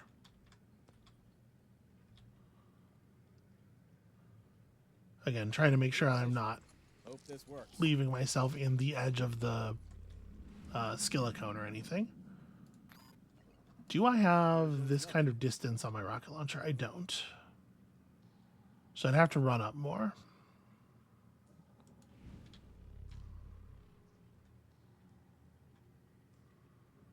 Again, trying to be cautious about my ammo and AP supplies and stuff. I don't think this is worth quick aiming. I think we got to be a little bit more judicious with our willpower at this point. But if I can start the process of stripping the armor on this thing. It does look like the abdomen took most of the brunt there. The legs didn't take any damage at all. Yeah, it was almost 100 damage to the abdomen, and it stripped 10 armor. It's actually a very good outcome. Marius does not have enough willpower to get over there. I think even with willpower spend, he would not be able to get over there. It's a big distance to cover.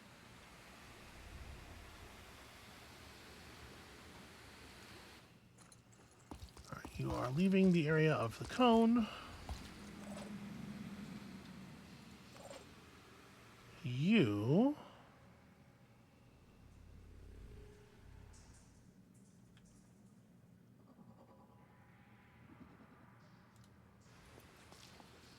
do you have the range necessary? Maybe you're a better thrower. Ooh, maybe.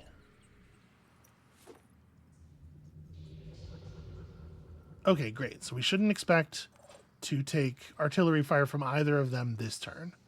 That's actually wonderful news. Marius can be very aggressive then. Quickly!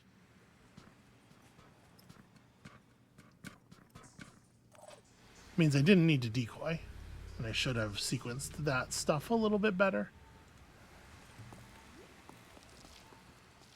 once again, mostly fleeing the cone over here. Stas can approach.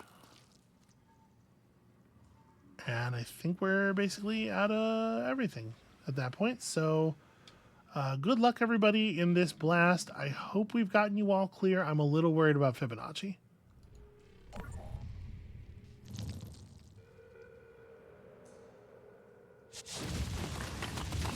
Ooh, Fibonacci was not clear. The way its hands were pointing was not quite the direction that the blast went in. But now all it can do is point that blast at us repeatedly, which is escapable, certainly.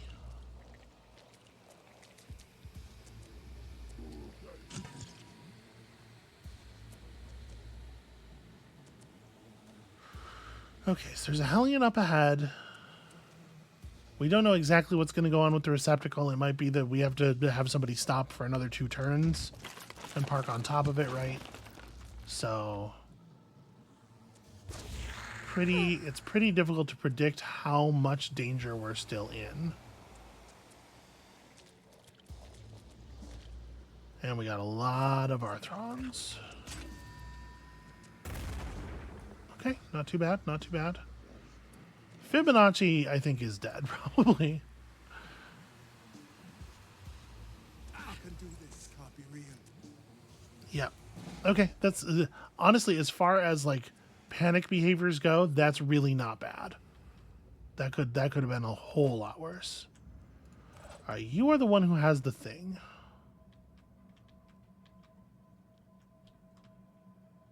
If we're just hauling ass for the injector, I'm kind of wondering about passing it off to Marius.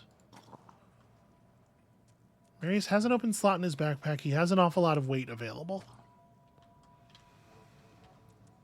What if Stas... No, not Stas. What if you, Zara, steps up to here, uses an AP of her own to pass the thing to Marius. Step up to here, I guess, so that I'm not directly in anybody's way. And then I still have 2 AP for shooting.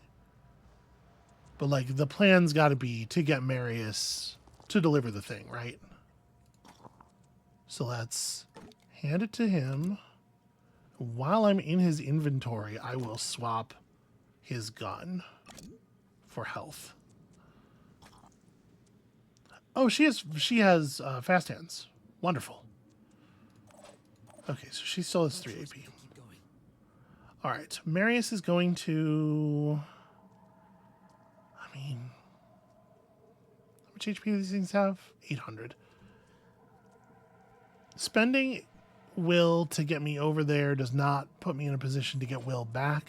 And I definitely don't want to be at 0 Will right now. That seems incredibly dangerous. We're out of quick dazes.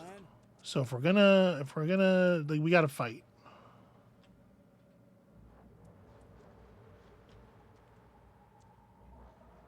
But Marius can daze this thing. You also have the ability to deliver a daze. But I can't get you into a position where you will do dazing damage, unfortunately. Not without onslaughting you, which is an option. We could onslaught. So this thing is pointing its guns. Oh, it's not. It didn't ready. It didn't do a gun ready up. Okay, that's good news for me. Fibonacci is gonna only recover half HP. Gain 280 HP to go to 130. I guess I have lowered max HP from stuff, I guess. So you have a gun and... Okay, you have to be close to attack. You are a much greater threat. Fibonacci can hardly move, but what Fibonacci can still do for sure is deliver rockets. And so that is what Fibonacci will do.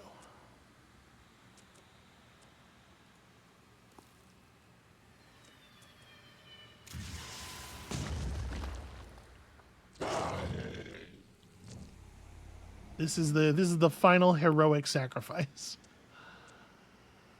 Because, like, now what am I going to do?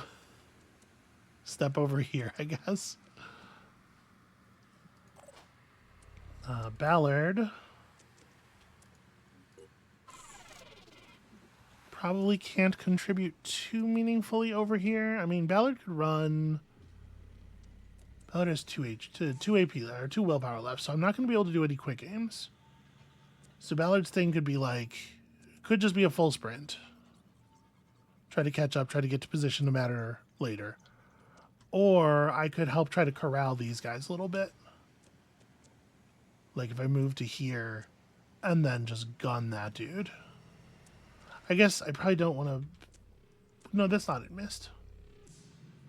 Yeah, all right. I think Ballard's going to step up and just try to flatten this guy. It looks like it's going to work.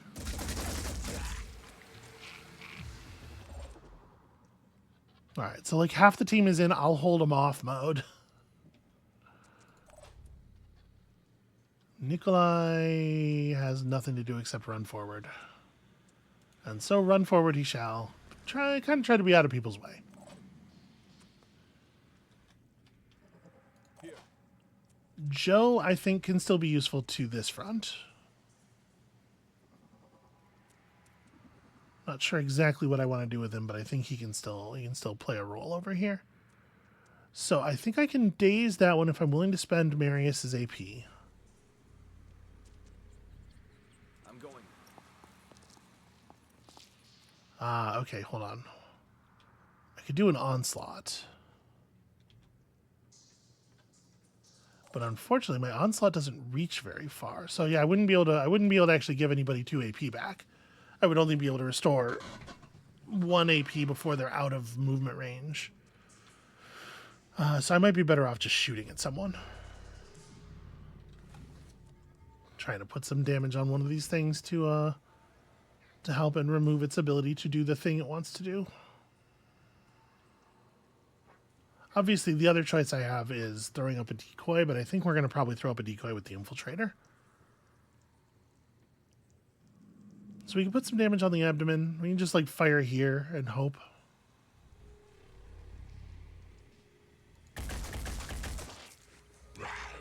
Okay. That wasn't horrible. I hope this helps. I do hope this helps. I sure do. Hope this helps.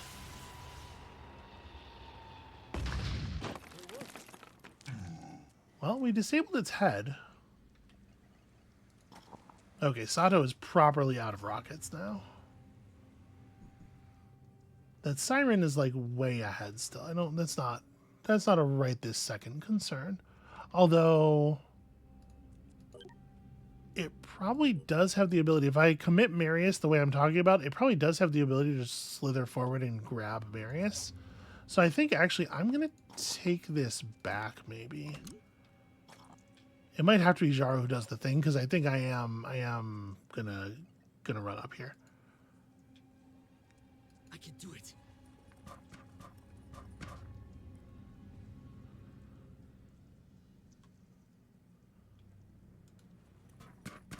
I see another one. Go for the eyes! Okay, this thing, attack the receptacle's eyes to stun it, so your operatives can then complete the objective. Okay. So a receptacle is a creature with 96,000 HP. But it has eyes that have relatively less. Okay. We're trying. Oh. It did not take the days. Well, that's very bad news indeed. And again, like, this is part of what I'm talking about, like, why I'm always a little worried. Because, like, there's no reason this thing shouldn't have gotten dazed there. This is a hit from the side. This creature's a 3x3 square. Its front side is here. This is a hit from the side in a way that would generate a daze on almost every enemy we've ever seen. But it just doesn't here. Why? Nobody knows. It just doesn't. Do you have any AP left? Okay. Hope I can I'm going to find cover. step Marius to here, like slightly more behind. And then I'm going to run Jara up to here and do an onslaught. See if I can. Maybe you have to. Maybe with creatures that are more than one space wide, you have to hit them from further back. Literally, yes, that seems to be the case. All right, well, I think I do hit him again. Now with 160 damage and him having to skip a turn, he's almost dead, actually. He only needs to be, like, tapped for a very small amount to die before he gets another shot off. I think that means that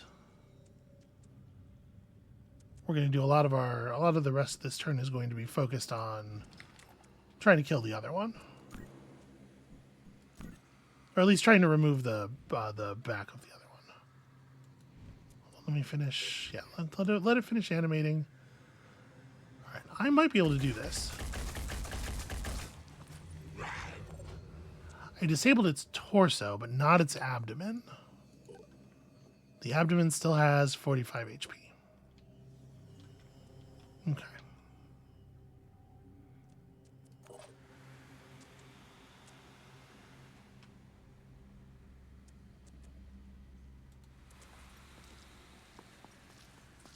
I think there's some chance that Arena can get us where we're going here.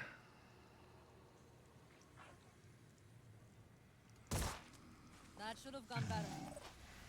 She got it for 48, but she didn't hit it in the spot that matters. All right. I'm going to step this way with Fibonacci in the hopes of provoking the Skilla to fire its attack on that sort of side angle.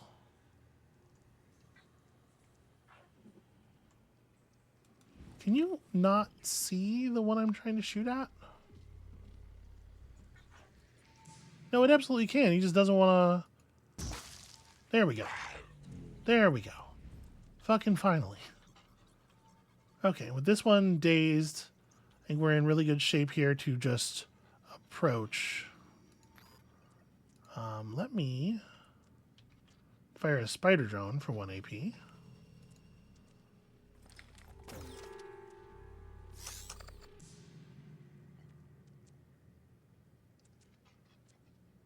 Spider drone pack, you want to be at full for that? Okay. This is just... It's just me prepping for dealing with the Hellion.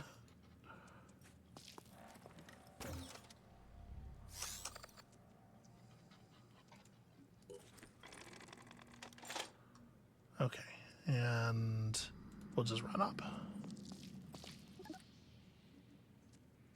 That ability that removes an action point from the cost of dealing with the drones is really nice. Omar's got 1 AP left, but not really because he's panicked.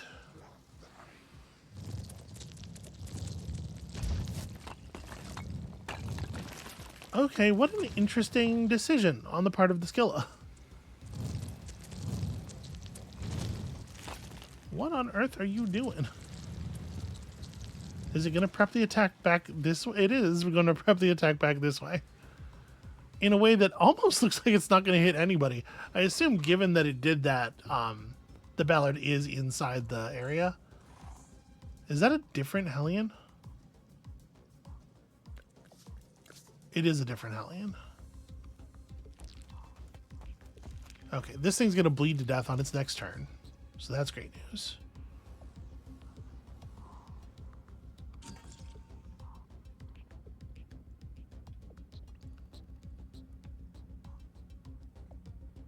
And we just have a couple of Hellions that we have to get out of the way here before we can actually deal any meaningful damage to the receptacle and try to finish this. Wow, nice. Good work, Sato. Okay, actually, that was great work for everybody. It's interesting that that thing panics after it already took its turn. Yep, the artillery creature that we left back at the beginning of the mission is still back at the beginning of the mission. They don't move very fast. Oh, there's 3 Hellions.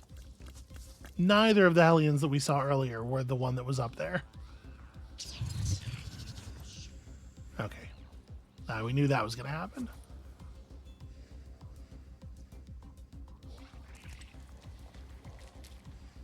And there's also an Arthron here.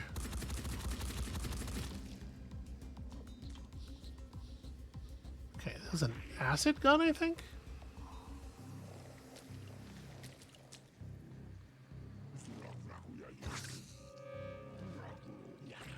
That's not great.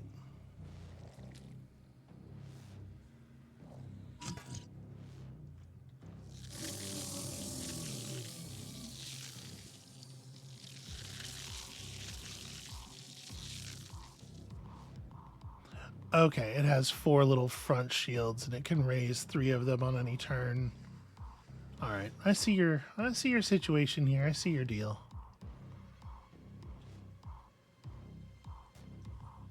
That's enough enemies, though, for real. The number of Pandorans on the map is a little absurd.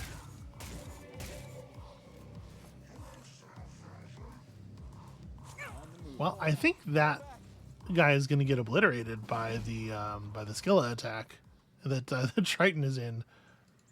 Dire straits. Okay, let's remove ourselves from the area, obviously. I have 6 AP. Do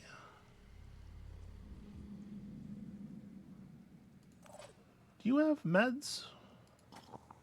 Yes. Okay. So we're going to go to here, I think, is where we're going to get the better shot. I want to shoot through this thing into the Scylla.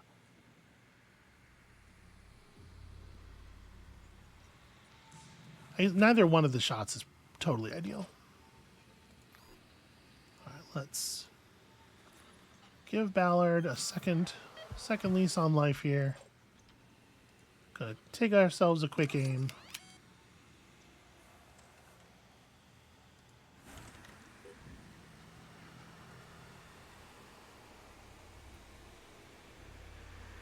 I can't really tell what part of the Scylla I'm going to be shooting through for, so it's tough to know where to aim this. Yeah, I guess here's fine. Did I get any meaningful damage on the? Yeah, a little bit.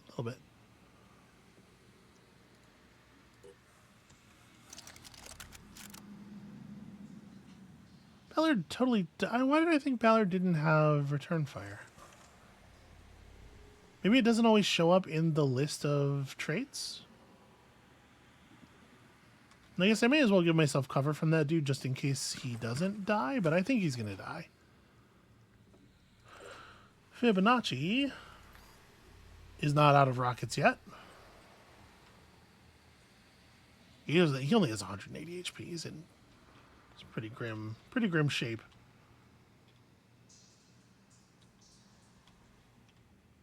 Can I get... There's no way I can get a rocket. Well, we could try. If I could delete this guy's cover, that would be pretty helpful.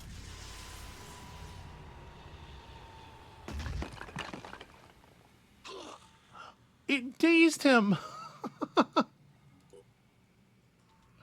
It dazed him because of the way he was angled. That's actually phenomenal. That's wonderful news.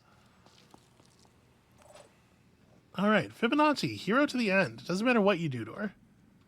She cannot be stopped. All right, we got a couple of spiders. Spiders are taking damage from the Ugothian receptacle's weird abilities.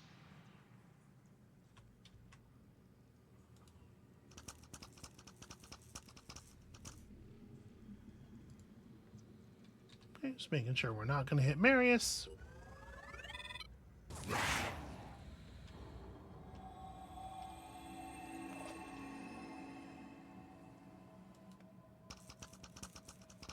This spider also will come around here and let's do some damage. Okay, not a bad start on the... So first of all, this thing is bleeding out now. Secondly, this thing took quite a bit there. Only has 22 hit points left on his head, and basically all of his armor is gone. So, shouldn't be too hard to release the mind control at this point. Now, Marius's fumble aura is maybe going to be a little bit of a problem.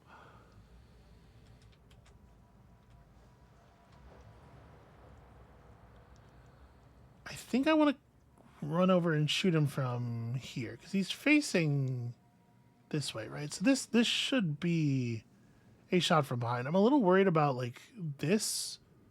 I don't know whether that has collision or not. So I'm going to commit pretty deep here.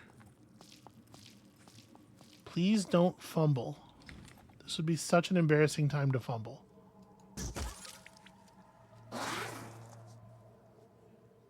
Alright, that removes Marius's mind control. Now, he doesn't have any AP, but he is, because of Killer Instinct, able to strike. So we can do that and gain him 5 will points. That's very fun. This thing being dazed is wonderful news. That's really, really great. How do I want to take advantage of that? Do I just run up on him with Joe? The thing is, I don't know how much effort we're going to need at the receptacle.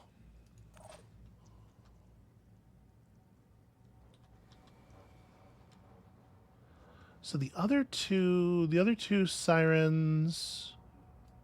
Okay, that's an acid spray.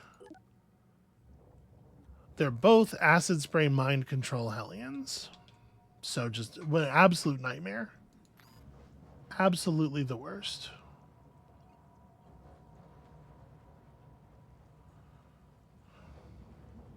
And we're not even out of the woods on this one yet. Yeah, them having a cadre of three Hellions waiting for us, three sirens rather, waiting for us, each of them with its own cover and approach vector, is really cruel.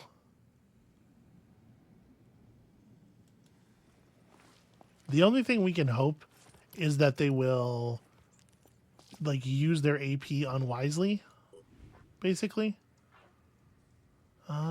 Yeah, your tail has no armor left.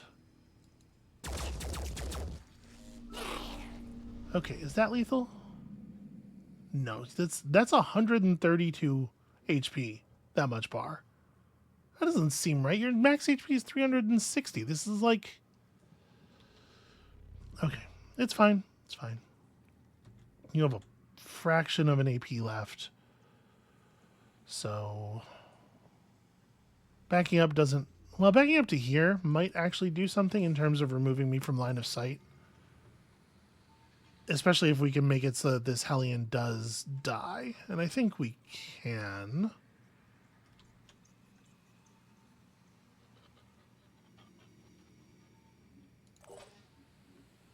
How much ammo does Irina have for her pistol? She does have another mag. Okay.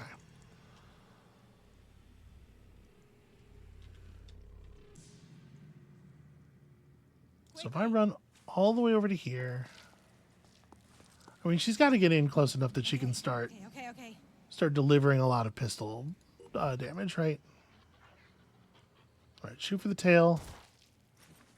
Did she miss? That looked like a miss. She's remarkably adept at missing. You put her in these positions where she has like a 97% shot. And like, the thing about 97%, the main thing about it, probably the most important thing anyone will ever say about 97% is that it is not 100%. And that's true. That's 100% true. Not even 97% true. But it doesn't make me feel any better about it. Executing. I just gotta get more damage in. This thing's gotta die. That looks like it was enough. 60 damage off the top plus adding to the bleed, yeah.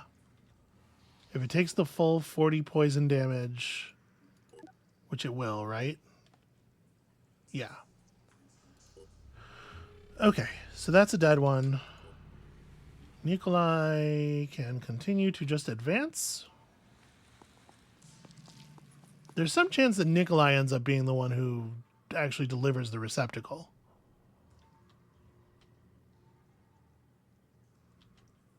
Not sure what I want out of you. All right, let's see what happens. The sounds of gunfire slow, then cease. You don't hear the screams or the tearing of flesh. They died as they lived, with the dignity of a higher purpose. Ooh, what?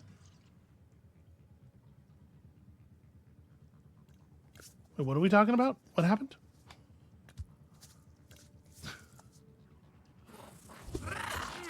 Oh, God.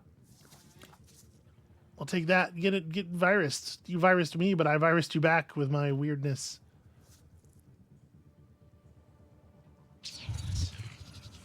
And then the mind control. Damn it. I was going to say, if they actually leave Marius alone there, he's going to do horrible things to them. But they were wise enough to commit. Okay, so I don't know why that sacrifice message came up. Did somebody die? Nobody was in a position where they were going to bleed out at the beginning of the turn or anything, right? Oh, somebody's dead.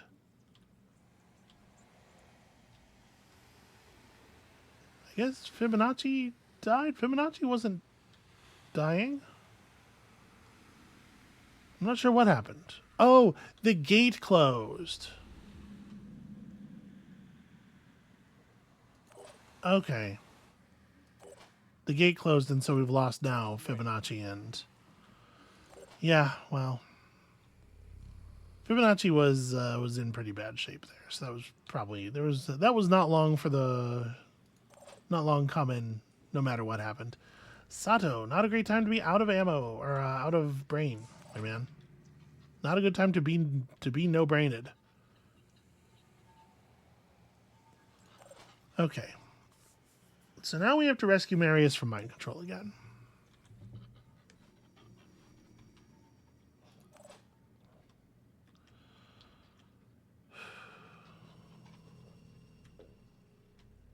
I have to kill both of these sirens before we're really allowed to even investigate what's going on with the boss.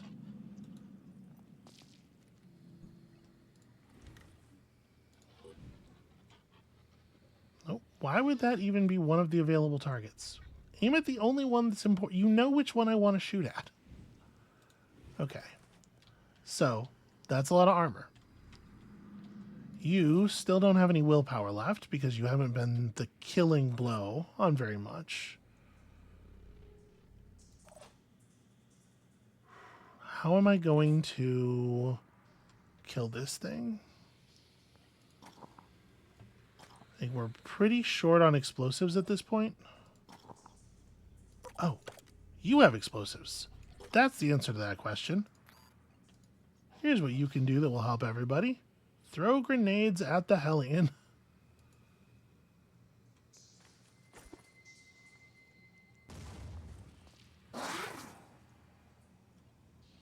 And then equip another grenade and throw that one too.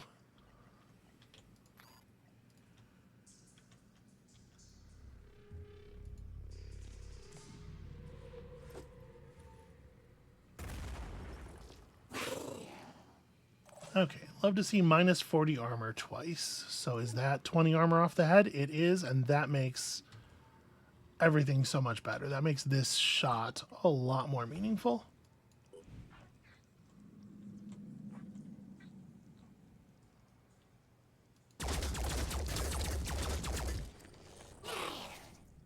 In fact, that was almost lethal by itself. Should I quick aim and just drop the damn thing? Probably. Or the thing is, I could probably quick aim and do more damage to this other one. Oh, I have fractional AP. Right, I got tricked. I got tricked by the thing. I have learned to look at the picture down here because it doesn't show the fractional AP. But I just, in the heat of the moment here, I just spaced. Okay, well, that's not great.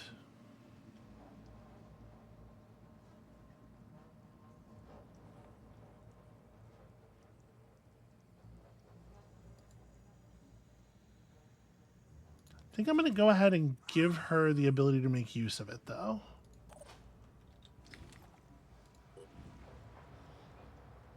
But she's got this really excellent shot, right? And then we can close for the rest of it. Like, do you have... You have 98, so I need to do a little damage to you. Stas can finish this off.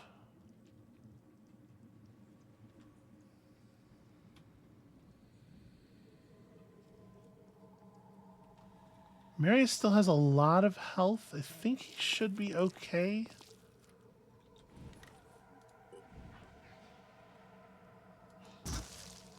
Yeah, let's just drop this thing.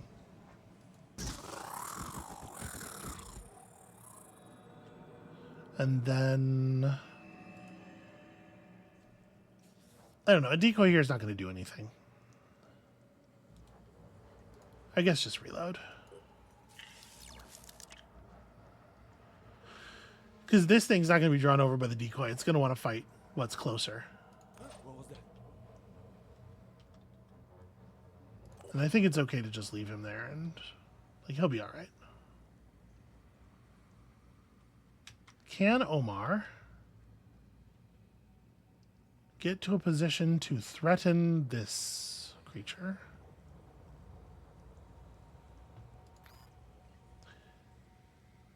Oh, he's panicked. Okay, so the answer is yes. We'll just do it this way.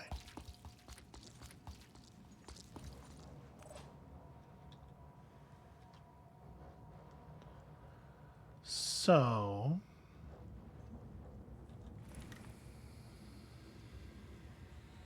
That's the only thing I can see from here, really? It seems like I should have a shot on this. But okay, I guess I don't. In that case, maybe I just close.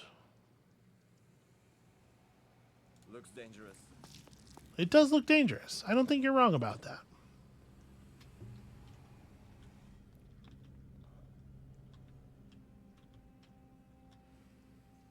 Nikolai is going to approach as well. Like I said, we may end up... Nikolai may end up actually still having something to do with this.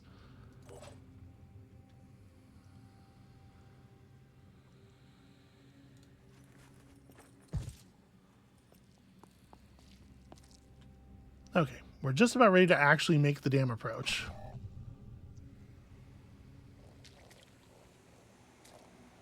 And that Hellion panicked all of a sudden. I was not prepared for that, but that's wonderful for us. Unfortunately, oh, it was the virus damage, right? I should have checked. So unfortunately, I think Marius is likely to panic at the beginning of the turn too, because he had virus damage on him and he did not have very much will left.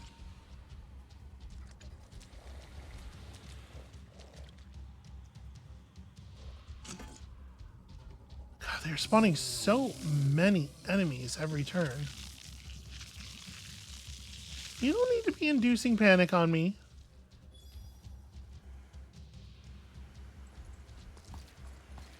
Oh, that's a really annoying guy to do it on, too. Just a moment. Okay. Let's start with this. So, Guess it's my turn. Marius is going to freak out. Okay, you're just a melee dude. Let's focus on this for right now.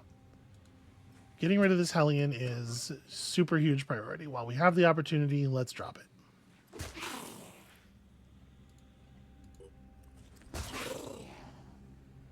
Okay, as ever, Marius does not get a will point bonus because he is not the one dealing the final point of damage.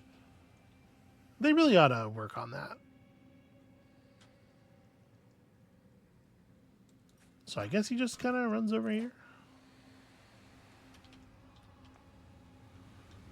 Sato has a crab man directly in his face. This guy has 400 HP. Does he have a spitter head? I bet he does. He doesn't. Okay. So this guy's actually very easy to kill. Or very, very easy to get rid of, at least. Aiming. Okay. Yeah, he's done for. These two are both in recovery mode, and I kind of don't have any interest in messing with that. I think Sato's got to try to join the actual fight.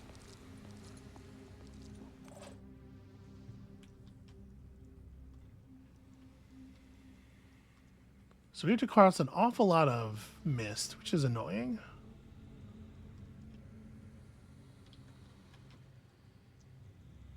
It turns out we would have gotten non-zero utility out of putting those stupid mist blowers on our boots. Oh well. So are you both? Yes, you are both weapons.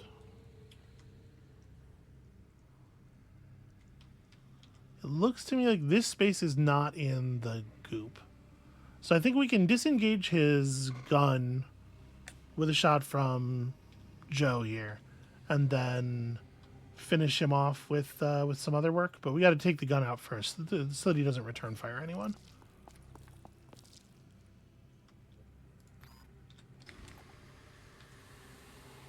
It's so funny.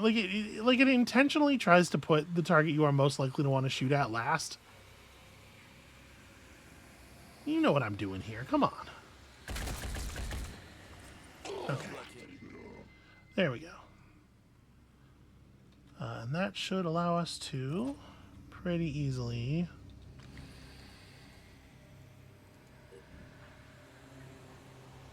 okay, the launcher arm. It's not important to remove the launcher arm, but the arm area does have 0 armor.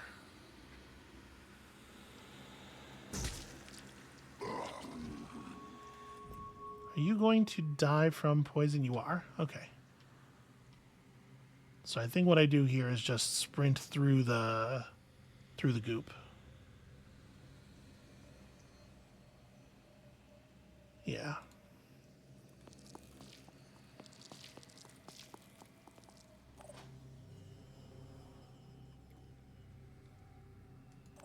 Joe doesn't seem to be able to safely move. Marius is out of AP.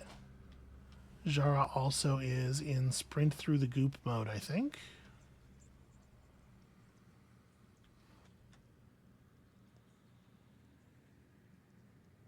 So this thing doesn't have some kind of devastating melee attack, right? We saw its attacks. It applies a mark on the enemy, which damages it and enemies within 5 tiles at the start of the turn. And we saw the evidence of that mark on Omar. So it does like 40 damage. It's not a small amount, but it's not instantly killing you either.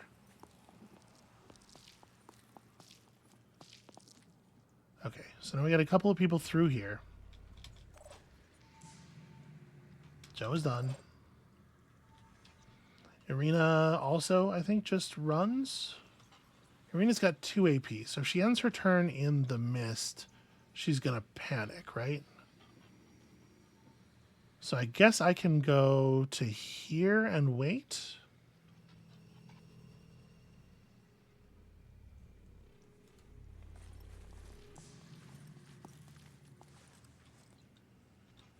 Theoretically, she can shoot at the Ugothian receptacle.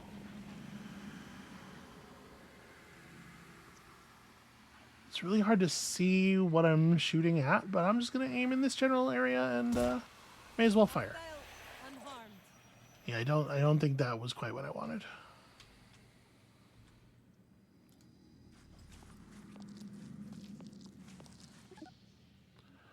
All right.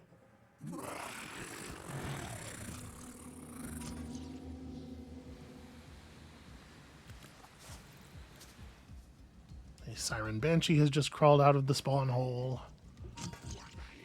I think Omar's in a lot of trouble.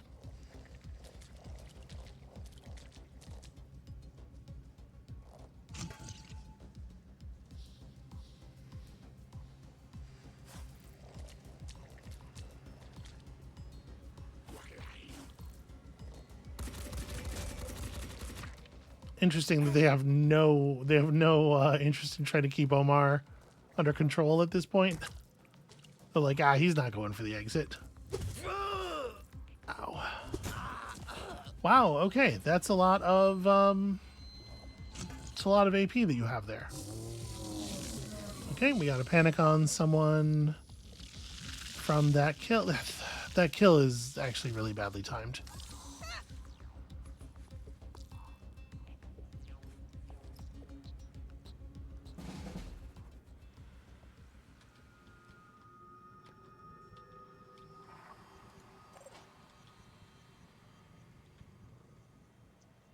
And this guy has 440 health, so Marius will not be able to kill him. Okay, well, you know what Marius can kill is this.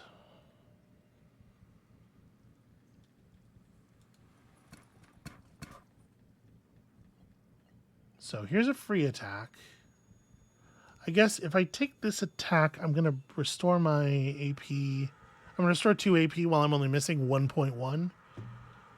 Because the first attack I'm taking is free. But it's not really a more useful thing to do. Like, no, this is the right move. And then I can step over here, crack this guy one.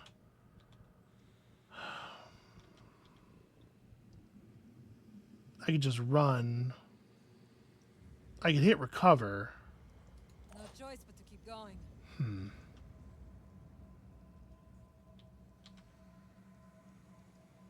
I mean, this guy's got to get dead.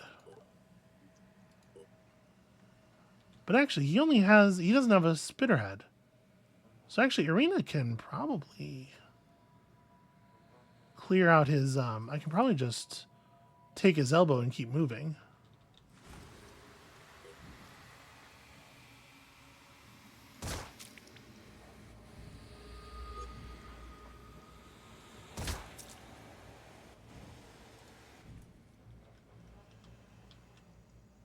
Can't get out of the mist though. Try to get there in one piece. So we're gonna have another little panic cycle here.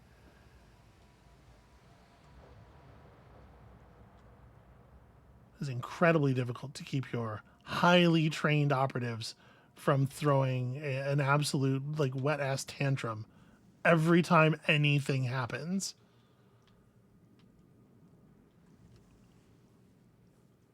Like the slightest little bit of adversity and all of a sudden. Okay, so we can see there's a guy down there in the spawn chute. He's ready.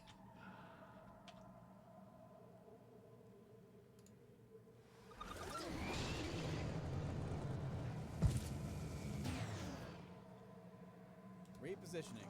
Hope this works. Okay. So, I think I should hit this guy and get some will. Do I have to hit him with my... He has 27 HP. So actually, I can hit him with a bash for the kill. Get a little bit of will back and preserve an action point that way. And then run all the way up here and get out of the fog.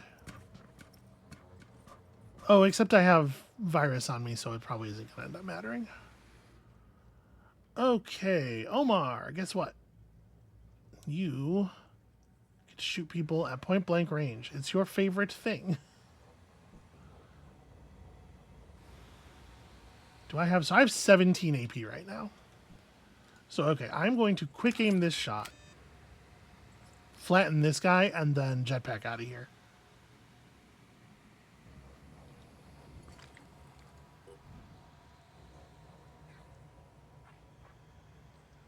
It'd be best to shoot at an area with relatively low armor. Aha, this leg.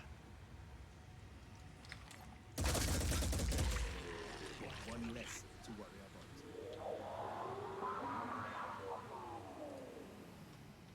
about. Okay, so jetpack out of here and then use my free movement.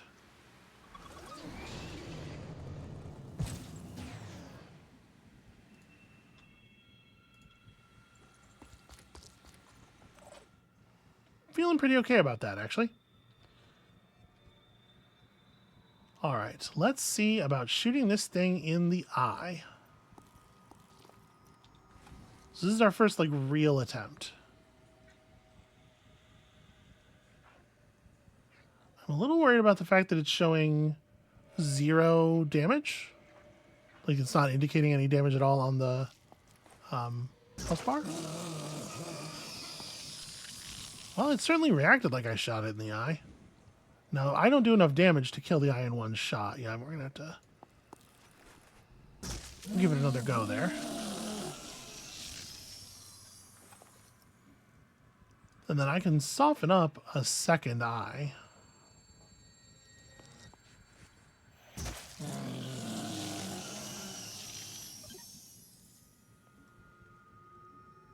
Okay, now let me examine the situation here now. So, first of all, this thing's poisoned for 120 damage, which is, I guess, something. It's losing 9,000 max HP per destroyed eye.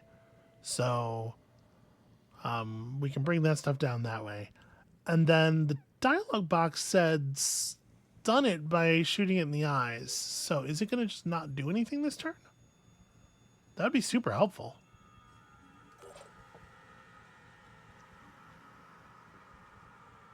Yeah, I guess let's find out. Nope, it's definitely still taking actions. Okay, you are just gonna do that over and over again. That's fine. Looks like we got another melee-only spawn, but of course it spawned with 1,000 HP, or 1,000 AP, so I can just run over and do whatever the hell it wants. I think Marius is maybe going to be able to do something about that.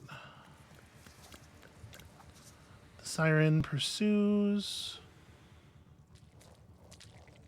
Oh, here's another one. Jesus. Seriously injured and in need of assistance. Yep, here's that panic. Marius, you're a monster. Do something horrible. So I got that killer instinct. Let me... I mean, do I want to heal? I guess so. I don't particularly need it, but also this is another one of those situations where like I'm just going to waste AP if I don't use it. And we need Marius to be capable of withstanding a lot of stuff. Maybe you got to remove all of the eyes in order to get it to go into stun mode. Hold on, it does have a status effect on it. Oh sure, it's trembling because it's poisoned. Right. Yeah, I guess. I mean, it's not the end of the world if you just don't always spend all your points. It's fine. Okay, that's pretty rad. That's pretty rad. And then I can run around the side of this guy.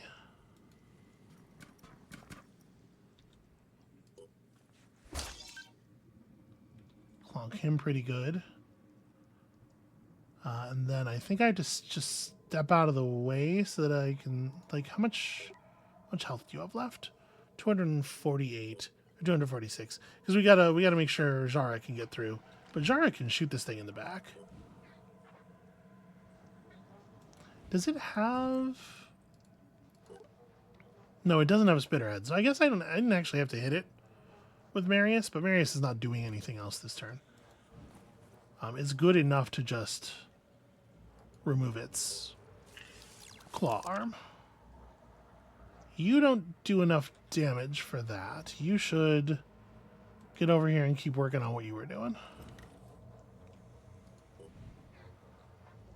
Let me actually let this thing animate a little bit.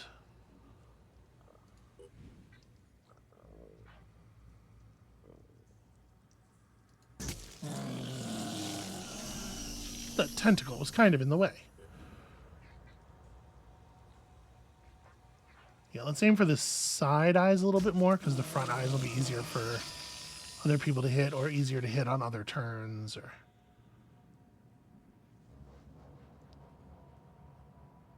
yeah, I guess you can kind of just step out of the way.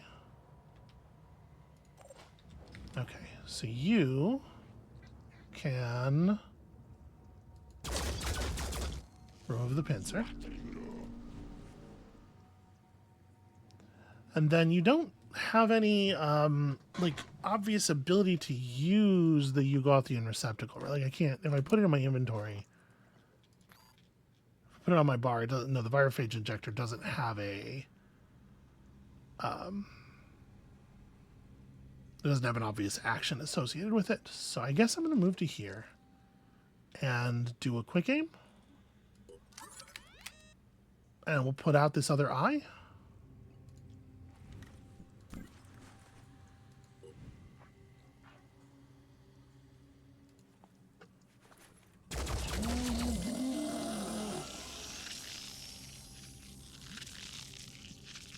Oh, camera's freaking out a little bit. And it seems stunned. It is stunned to some degree. Steady. I can shoot this thing with my acid gun. I don't know what the utility of that is, really. Yeah, I guess the smart thing to do is just to get more, like, around the front, where I can potentially restore health, or maybe like, I should back up. Because it's going to apply that mark to somebody at some point over here, and I don't necessarily want all three of them to be caught in the arc of the damage. But obviously, I also do want to be in position to crack skulls, because that's fun and it has high utility. Okay, this thing is pursuing me. I really do want to stop and take a second to heal myself, but I am concerned. All right, let's just Target sighted. spend 2 AP running, and then go ahead and stick this.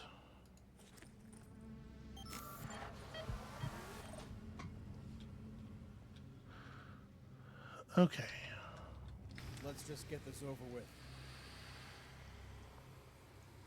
So shield bearer, that back there is not a real concern. Sato, I don't think can see anything really worth shooting at. We don't really know. The tentacles just get in the way of shooting at the eyes. Okay. I probably just want to run down here, right? I just want to get in the space. This looks like it's outside of the fog. I think I'm like right outside the edge of the fog.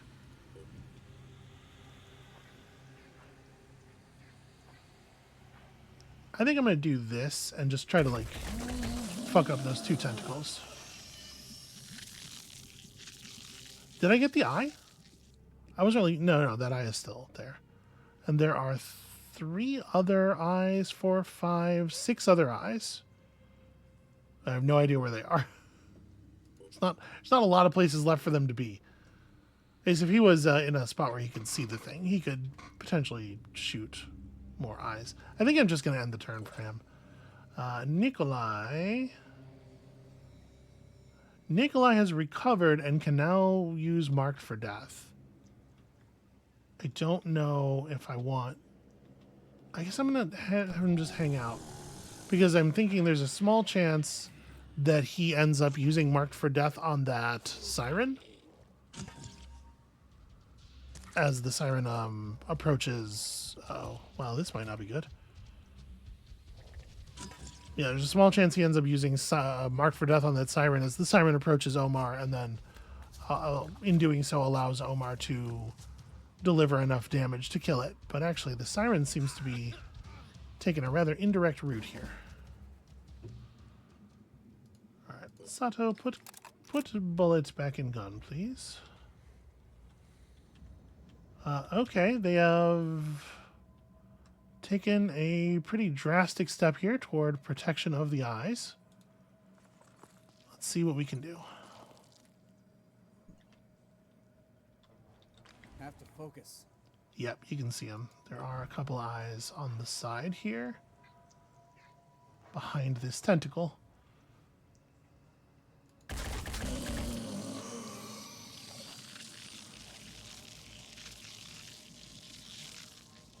Don't think I dealt any damage to the actual eyes, though.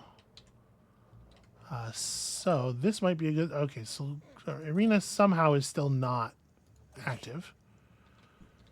Marius, I guess you may as well heal yourself. I just need to catch my breath. You are bleeding slowly. And then we also may as well gut this dude.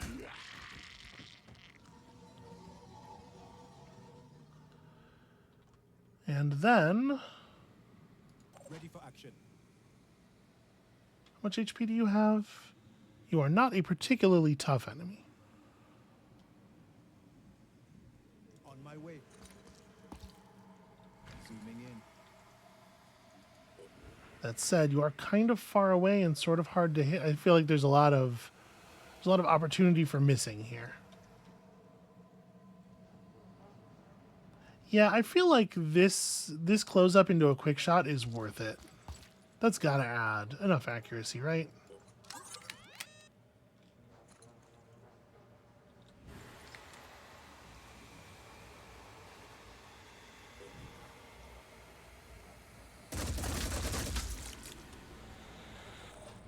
Well, shit, maybe I should have put the mark of death on it. How much ammo do you still have for your rocket launcher? Actually, quite a lot. Actually, quite a lot. Oh, also, you're not proficient with his thing. Yeah, never mind. Let's reload the main gun. Let's maybe fire a rocket into this problem. Because I really don't want that guy to survive. Please tell me that you don't manage to find a way to hit yourself with the rocket.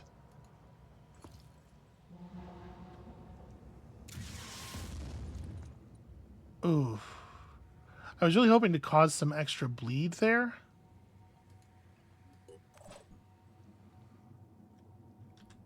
Hey, Marius.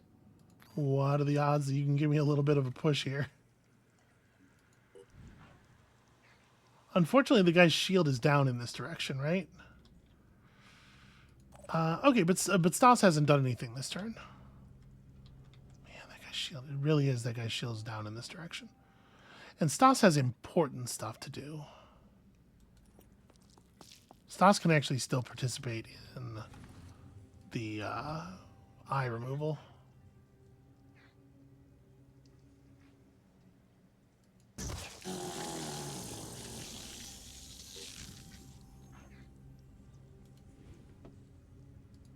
Let it come out of the animation. Nah, did I get it? I think I got it. No, I didn't. I think I hit the tentacle again. Okay, so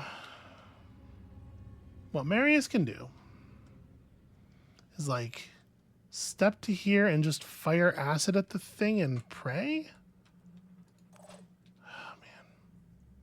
If only you had any ability to use your weapon at all. Because as things are, there's nothing to stop this guy from fully just... Like, he gets a whole turn, despite the fact that he's, like, on death's door. I guess we're probably not using Jara's grenade for anything else.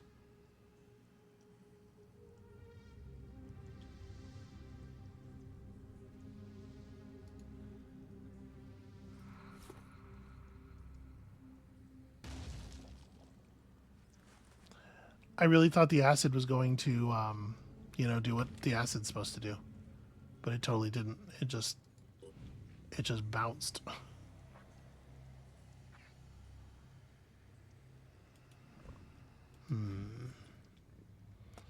What do I want to do with you?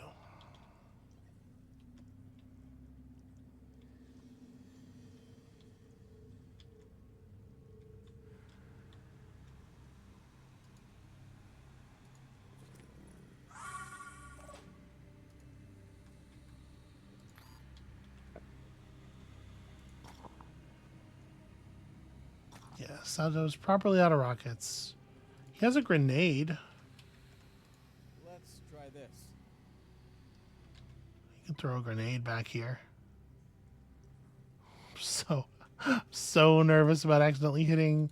Can you move, maybe?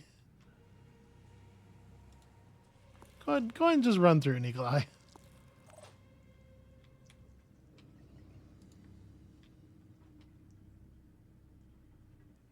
Yeah, what a ridiculous amount of effort we have had to deploy here. Because of one bullet too few landing where they were supposed to. And then Marius, I don't honestly think Marius has anything else to do. Marius can breathe the mist. Yeah.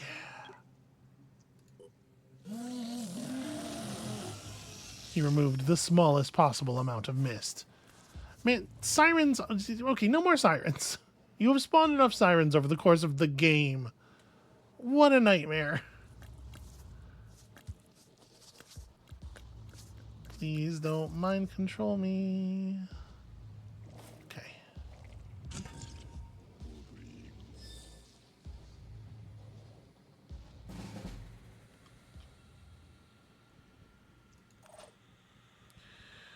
All right, so we have shot out all the eyes on the front side. I need to get a better angle.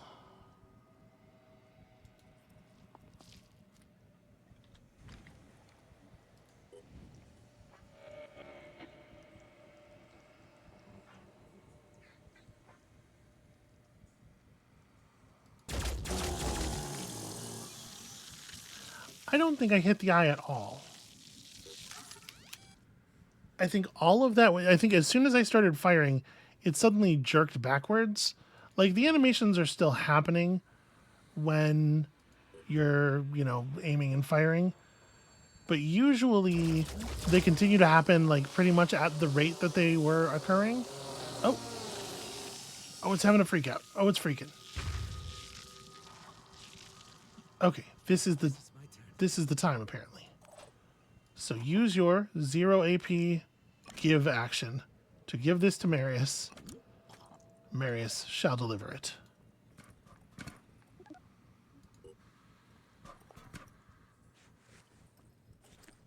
For countless eons, the Ugothian entity had planned this day. With the power to bend an entire ecosystem to its will, its triumph over humanity was inevitable. No wonder it considered itself a god. It knew we could never defeat its army of slaves. For every creature that we killed, it would grow another.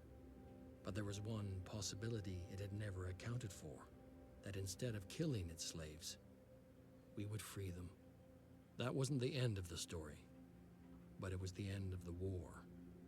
The Earth had become a wilderness, and Sanhedrin would have to find a way to coexist with the creatures it had liberated.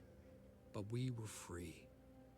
New Jericho tried to keep fighting, but Tobias West's vision could no longer inspire his people. He fought for purity, for his principles, but all they longed for was peace. And I imagine at some point I killed him. What Sanhedrin had accomplished, the Exalted proclaimed that the age of the dead god was over, and the disciples of Anu were dissolved. After that, she disappeared. There are those who still await her return. Sanhedrin began to build the new world, a world of freedom and equality, in which humanity could finally gain some sort of balance. It wasn't easy. Humans like to argue, but Sanhedrin turned those arguments into a source of strength. As for the Phoenix Project, we finally had the support we needed. It was time to build, to train, to prepare. Up there, in celestial darkness, something ancient and powerful still hungered for our planet. But next time, we'd be ready. And that's the story of how we learned to bomb Pluto. Weren't we told that we were going to have to 2 turns? Did I misinterpret a dialogue box? Also, that animation was a little, I don't know, not ceremonial enough for the thing that it was. Like, feels like something more should have happened. But hey, look at that, we won.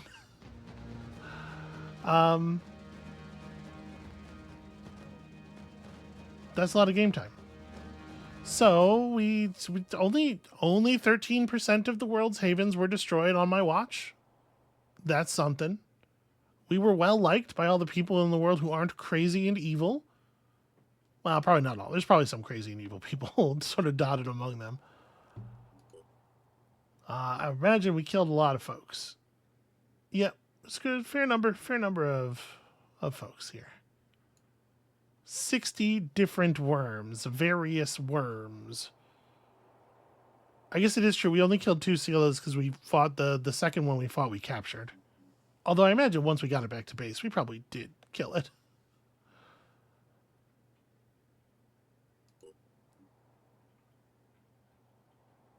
Very little of my stuff got destroyed. We only lost 6 soldiers over the whole thing. Is this including the people who died on the last mission? It must be. Right? Yeah, it's not too bad overall. So look at all these numbers. I guess that's it. I guess we did it. It's very weird. Hey, that's interesting. Look at all that stuff that I don't even know what it is. We did not do a lot of mutating. We had a guy who was mutated when we got him. We picked up access to the mutation stuff kind of late, and by then I felt like, I know how my soldiers work and they're doing the job. And clearly they were up to the task. We might have gotten through that final mission without any casualties if I had taken seriously the message about the door eventually closing. But it's just like, it's hard to know. The game throws a lot of text at you, and a much larger percentage of it that I would like is a lie. So it's hard to know what to believe and what not to believe. And Fibonacci and Ballard, listen, they died doing something important. I guess it does feel a little bit like I brought them in as sort of sacrificial shields for the A-team, because they did. Because that was exactly the 2 people who weren't usually on the squad. That feels bad. I hope they understood in their final horrifying moments that was not what I did. Although, to be perfectly honest with you, I think the 2 of them could have cleared that skill out, no problem. But I guess that's it. I guess we won. I guess that's Terror from the Void. A whole big mod for Phoenix Point that, to be perfectly honest with you, maybe I should have played a vanilla campaign right before doing this. I kind of don't know what all the mod changes and fixes, because I don't remember the base game well enough, and I never played with any of the mods because I played the base game on launch. So I can't really give a review of Terror from the Void. I enjoyed my experience with playing through this campaign overall. So I guess that's thumbs up to them. But there were definitely a lot of rough edges, a lot of goofy things, and some places where maybe somebody should just go over the text. Give the text a nice once over and make sure it's doing the things it's supposed to be doing. Anyway, thank you all for sticking with me through what has been, at this point, quite a voyage. I don't know how many hours of footage this is, but I'm sure it's in the neighborhood of 100 at least. When you come back next time, there's going to be new stuff. There's going to be cool new stuff. Hopefully, every bit as compelling, with maybe fewer of the rough edges that we saw here. So come back for that, and we'll see you then.